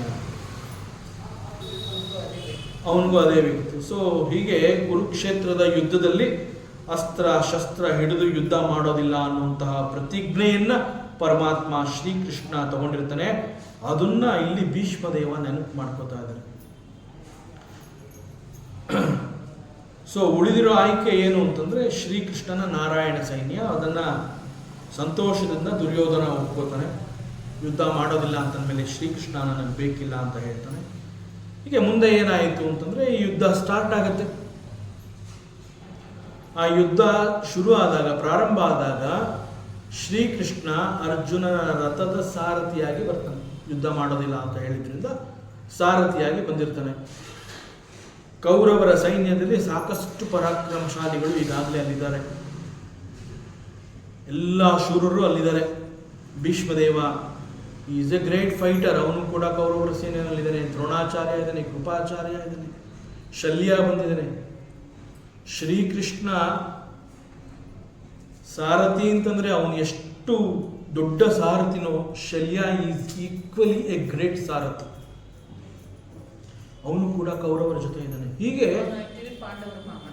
ಎಸ್ ಮಾದ್ರಿ ತಮ್ಮ. ಸೊ ಹೀಗೆ ಯುದ್ಧ ಪ್ರಾರಂಭ ಆಗುತ್ತೆ. ಪ್ರಾರಂಭ ಆದಾಗ ಕೌರವರ ಸೇನೆಯಲ್ಲಿ ಇಂತಹ ಘಟಾನುಘಟಿಗಳೆಲ್ಲ ಇರ್ತಾರೆ. ಇಂತಹ ಘಟಾನುಘಟಿಗಳಲ್ಲಿ ಶ್ರೀಕೃಷ್ಣ ಅರ್ಜುನನ ಸಾರಥಿಯಾಗಿ ಮಾತ್ರ ಬಂದಿರ್ತಾನೆ. ಕೌರವರ ಸೇನೆಯಲ್ಲಿ ಎಲ್ಲರಿಗಿಂತ ಹೆಚ್ಚು ಬಲಶಾಲಿ ಅಂತಂದ್ರೆ that is Bhishmadeva. Arjuna is not at all equal to Bhishmadeva. ಅನೇಕ ಸಂದರ್ಭಗಳಲ್ಲಿ ಅರ್ಜುನ ಮತ್ತು ಭೀಷ್ಮ ಒಟ್ಟೊಟ್ಟಿಗೆ ಎದುರು ಬದುರು ಯುದ್ಧವನ್ನು ಮಾಡಿರೋ ಅನೇಕ ಸಂದರ್ಭಗಳು ಬರುತ್ತೆ. ಇಬ್ಬರು ಯುದ್ಧ ಮಾಡ್ತಾರೆ, ಯಾರು ಗೆಲ್ಲೋದಿಲ್ಲ, ಯಾರು ಸೋಲೋದಿಲ್ಲ. ಭೀಷ್ಮನನ್ನ ನೋಡಿದ ತಕ್ಷಣ ಅರ್ಜುನನಿಗೆ ಈಸ್ ಮೈ ತಾತ, ನನ್ನ ಪಿತಾಮಹ, ನನ್ನ ಗ್ರ್ಯಾಂಡ್ ಫಾದರ್, ಅವನ ಜೊತೆ ಯುದ್ಧ ಮಾಡೋದಿಲ್ಲ, ಯುದ್ಧ ಮಾಡೋ ಥರ ಆ್ಯಕ್ಟ್ ಮಾಡೋಣ ಅಂತ ಅರ್ಜುನ. ಅದೇ ಥರ ಭೀಷ್ಮ ಅರ್ಜುನನ್ ನೋಡಿದ ತಕ್ಷಣ ನನ್ನ ಪ್ರೀತಿ ಮೊಮ್ಮಗ, ಅವನಿಗೆ ನಾನು ಬಾಣಗಳೆಲ್ಲ ಬಿಡಬೇಕಾ, ಸುಮ್ಮನೆ ಬಿಡ್ತಾ ಇರ್ತೀನಿ ಅಷ್ಟೇ, ಹೋಗಲಿ ಅದೆಲ್ಲ, ಅವನಿಗೇನು ಆಗಬಾರ್ದು. ಈ ರೀತಿ ಸೋಲ್ಲಬಾರ್ದು ಗೆಲ್ಲಬಾರ್ದು, ಕಾಟಾಚಾರ ಅಂತ ನಾವು ಹೇಳ್ತೀವಲ್ಲ, ಆ ರೀತಿ ಯುದ್ಧ ಆಗುತ್ತೆ. ಯಾಕೆಂದ್ರೆ ಇಬ್ಬರಲ್ಲೂ ಆ ರೀತಿಯ ಭಾವನೆ ಇದೆ. ಸೊ ಇವೆಲ್ಲವನ್ನ ದುರ್ಯೋಧನ ನೋಡ್ತಾ ಇದ್ದಾನೆ, ಇವೆಲ್ಲವನ್ನ ಭೀಷ್ಮ ನೆನಪು ಮಾಡ್ಕೋತಾ ಇದ್ದಾನೆ. ದುರ್ಯೋಧನ ಏನ್ ಮಾಡ್ತಾನೆ, ಭೀಷ್ಮನ ಹತ್ರ ಬರ್ತಾನೆ. ಹೇ ಪಿತಾಮಹ, ಎಂತ ಕೆಲಸ ಮಾಡ್ತಾ ಇದೆಯಪ್ಪ, ಈ ಯುದ್ಧದಲ್ಲಿ ನಾನು ನಿನ್ನನ್ನು ನಂಬಿದ್ದೀನಿ, ನೇರವಾಗಿ ನಾನು ನಂಬಿರೋದೇ ನಿನ್ನ ಶಕ್ತಿಯನ್ನ, ಆದ್ರೆ ನೀ ಏನ್ ಮಾಡ್ತಾ ಇದೀಯ, ನೀನು ನಮ್ಮ ಜೊತೆ ಇದ್ದು ನೀನು ಒಂದೊಂದು ಏಟಿಗೆ ಸಾವಿರಾರು ಲಕ್ಷಾಂತರ ಸೈನಿಕರು ಸಾಯ್ತಾ ಇದ್ದಾರೆ, ಅದನ್ನ ನೋಡಿದ್ದೀನಿ. ಆದ್ರೆ ಅರ್ಜುನ ಎದುರಿಗೆ ಬಂದಾಗ ಒಂದು ಬಾಣ ಕೂಡ ಎಲ್ಲೂ ಹೋಗ್ತಾನೆ ಇಲ್ವಲ್ಲಪ್ಪ, ಏನಾಯ್ತು ನಿನ್ನ ಶೌರ್ಯಕ್ಕೆ, ಯಾವ ಥರ ಫೈಟ್ ಮಾಡ್ತಾ ಇದೆಯಾ ನೀನು, ಸರಿ ಇಲ್ಲ, ನೀನು ನಮ್ಮ ಸೇನೆಯಲ್ಲಿದ್ದುಕೊಂಡು ನೀನು ನನಗೆ ಸಹಾಯ ಮಾಡ್ತಾ ಇಲ್ಲ, ಇದು ತಪ್ಪು ನೀನು ಮಾಡ್ತಾ ಇರೋದು. ನಿನ್ನಲ್ಲಿ ಎಷ್ಟು ಬಲ ಇದೆ, ಆದರೆ ಆ ಯಾವ ಬಲ ಕೂಡ ಇಲ್ಲಿ ಯುದ್ಧದಲ್ಲಿ ಪ್ರಯೋಜನಕ್ಕೆ ಬರ್ತಾ ಇಲ್ಲ. ಯಾವಾಗ ಅರ್ಜುನ ನಿನ್ನ ಎದುರುಗಡೆ ಬರ್ತಾನೆ, ಆಗ ನಿನ್ನ ನಿಜವಾದ ಪರಾಕ್ರಮ ಅನ್ನುವಂಥದ್ದು ಹೊರಗಡೆ ಬರ್ತಾ ಇಲ್ಲ, ಇಟ್ ಈಸ್ ಹೈಡಿಂಗ್. ಕೌರವರ ಉಪ್ಪಿನ ಆಶ್ರಯದಲ್ಲಿ ನೀನಿದೆಯಾ, ಈ ಮಾತು ಹೇಳ್ತಾ.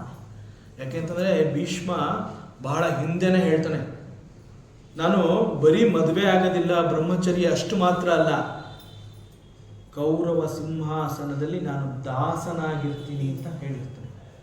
ಅವಾಗ ಶಂತನುಗೆ ಮದುವೆ ಆಗುತ್ತೆ. ಸೊ ಇಷ್ಟೆಲ್ಲ ನಡೆದು ಹೋಗಿರುತ್ತೆ. ಅದನ್ನ ದುರ್ಯೋಧನ ಅದನ್ನು ಯೂಸ್ ಮಾಡ್ಕೋತಾನೆ. ನೀನು ಕೌರವರ ಉಪ್ಪಿನ ಋಣ ನಿನ್ನ ಮೇಲಿದೆ, ನೀನು ಈ ಕುರುವಂಶದಲ್ಲಿ ಕುರು ಸಿಂಹಾಸನದಲ್ಲಿ ನೀನು ದಾಸನಾಗಿ ನಮ್ಮ ಸೇವೆ ಮಾಡಬೇಕು. But what are you doing? ಈ ಒಂದು ಚುಚ್ಚು ಮಾತು ಭೀಷ್ಮನನ್ನ ಅಲ್ಲೋಲ ಕಲ್ಲೋಲ ಮಾಡ್ಬಿಡ್ತು.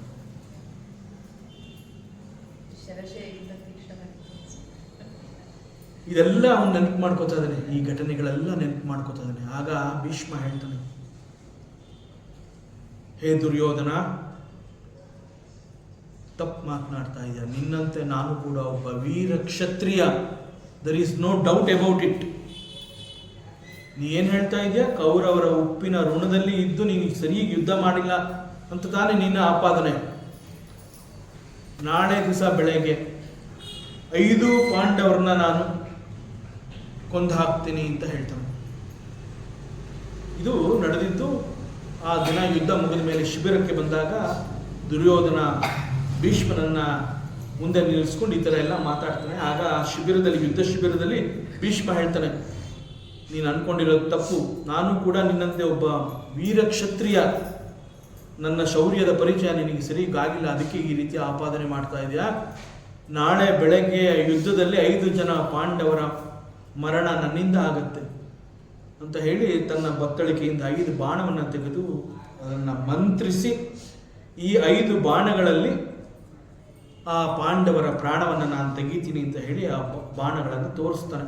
ಆ ಬಾಣವನ್ನು ಅಭಿಮಂತ್ರಿಸಿ ಈ ಬಾಣಗಳಿಂದ ನಾಳೆ ಪಾಂಡವರ ಅಂತ್ಯ ಆಗತ್ತೆ, ನಾನು ನಿನಗೆ ಮಾತು ಕೊಟ್ಟಿದ್ದೀನಿ ಅಂತ ಹಿಡ್ಡುಕ್ಕೆ ಪ್ರತಿಜ್ಞೆ. ದಿಸ್ ಈಸ್ ದಿ ಪ್ರತಿಜ್ಞೆ. ಇದಲ್ಲದೆ ಇನ್ನೂ ಒಂದು ಪ್ರತಿಜ್ಞೆ ಇದೆ. ಆಗ ದುರ್ಯೋಧನ ಎಷ್ಟು ಅವನ mind, the moods of Duryodhana, ಬರೀ ದುರ್ಯೋಧನನ ಮನಸ್ಸಿನ ಅದನ್ನು ಸ್ಟಡಿ ಮಾಡಿದ್ರೆ ಸುಮಾರು ಮಾತಾಡ್ಬೋದು, ಅಷ್ಟು ದೊಡ್ಡದಾಗಿದೆ. ಆ ದುರ್ಯೋಧನ ಏನು ಮಾಡ್ತಾನೆ ಅಂತಂದರೆ, ಈ ಬಾಣಗಳಲ್ಲಿ ನಾಳೆ ನೀನು ಪಾಂಡವರನ್ನ ಮರಣ ತಂದು ಕೊಡ್ತೀನಿ ಅಂತ ಹೇಳ್ತಾ ಇದೆಯಲ್ವಾ, ನಾಳೆ ದಿವಸ ಬೆಳಗ್ಗೆ ಆಗೋದ್ರಲ್ಲಿ ಏನು ಬೇಕಾದ್ರೂ ಬದಲಾವಣೆ ಆಗಿರಬಹುದು. ಸೊ ಅದಕ್ಕೆ ಏನು ಮಾಡ್ತೀನಿ ಅಂತಂದರೆ, ಈ ಬಾಣಗಳನ್ನ ನಾನು ಇಟ್ಕೋತೀನಿ Bhishmadeva, let it be with me. ಈ 5 ಬಾಣಗಳು ನನ್ನ ಹತ್ರ ಇರಲಿ.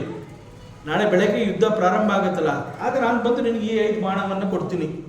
ಆಗ ನೀನು ಅವ್ರನ್ನ ಮರಣವನ್ನು ಅವರಿಗೆ ಕೊಡು, ಅವ್ರನ್ನ ನೀನು ನಾಳೆ ಸಾಯಿಸು ಅಂತ ಹೇಳಿ ಭೀಷ್ಮನಿಂದ ಬಲವಂತವಾಗಿ ಹೇಳ್ತಾನೆ. ಭೀಷ್ಮ, ಬೇಡ, ನೀನು ತಪ್ಪು ಮಾಡ್ತಾ ಇದೆಯಾ, ದುಡುಕ್ತಾ ಇದೆಯಾ, ನಾನು ಅಭಿಮಂತ್ರಿಸಿರುವಂತಹ ಬಾಣ ನನ್ನ ಬಳಿ ಸುರಕ್ಷಿತವಾಗಿದ್ದರೆ ನಾಳೆ ಯುದ್ಧದಲ್ಲಿ ಅದು ನನಗೆ ಸಹಾಯವನ್ನು ಮಾಡುತ್ತೆ.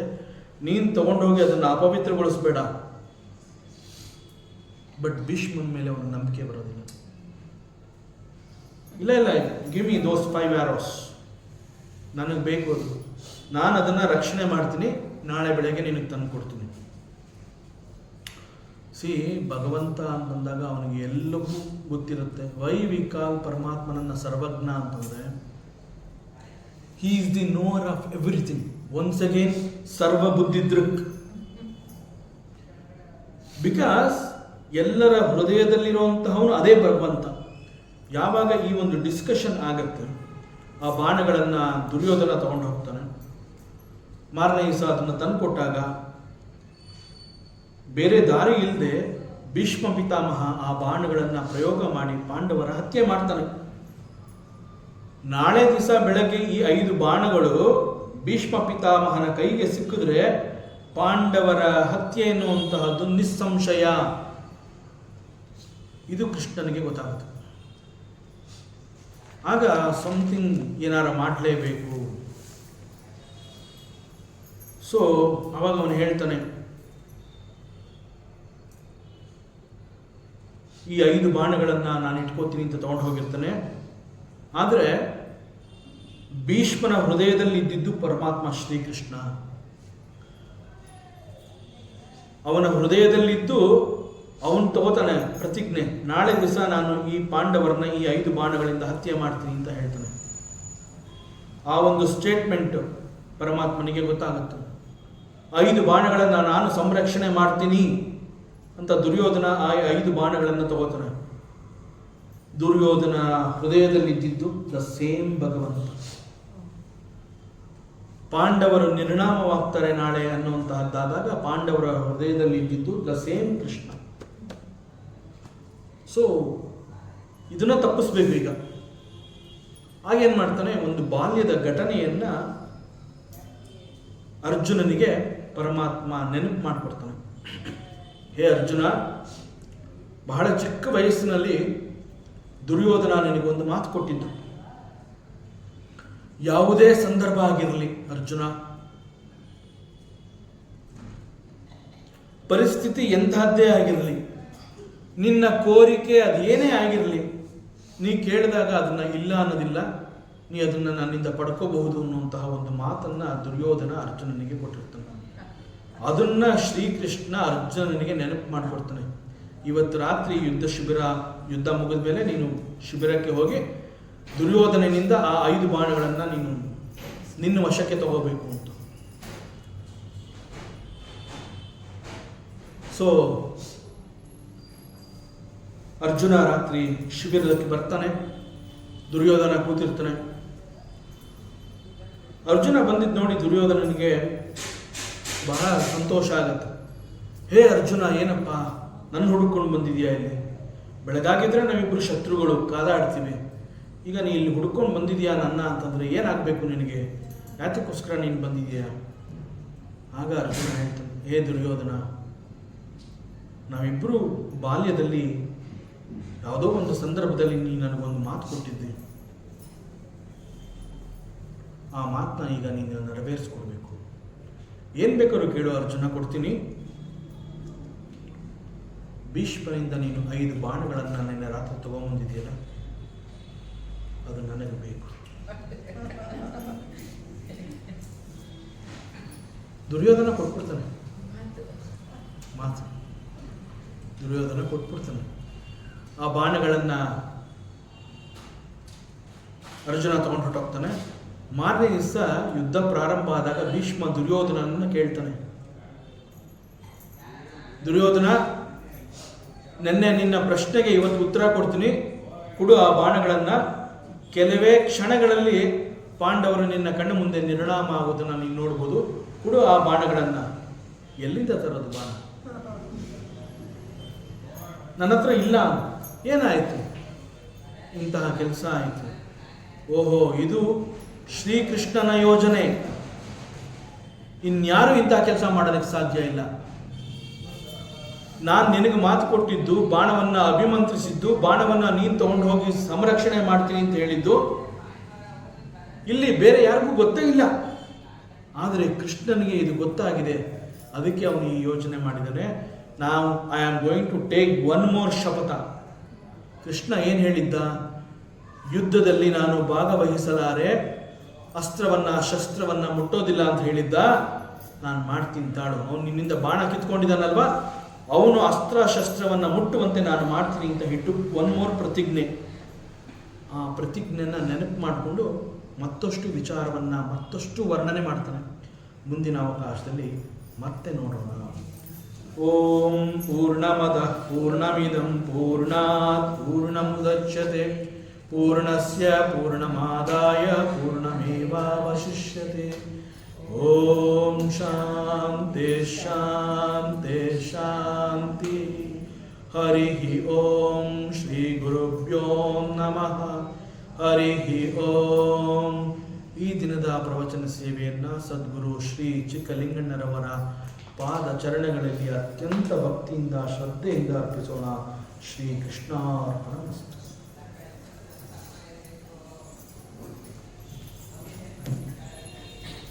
ರೆಡ್ಡು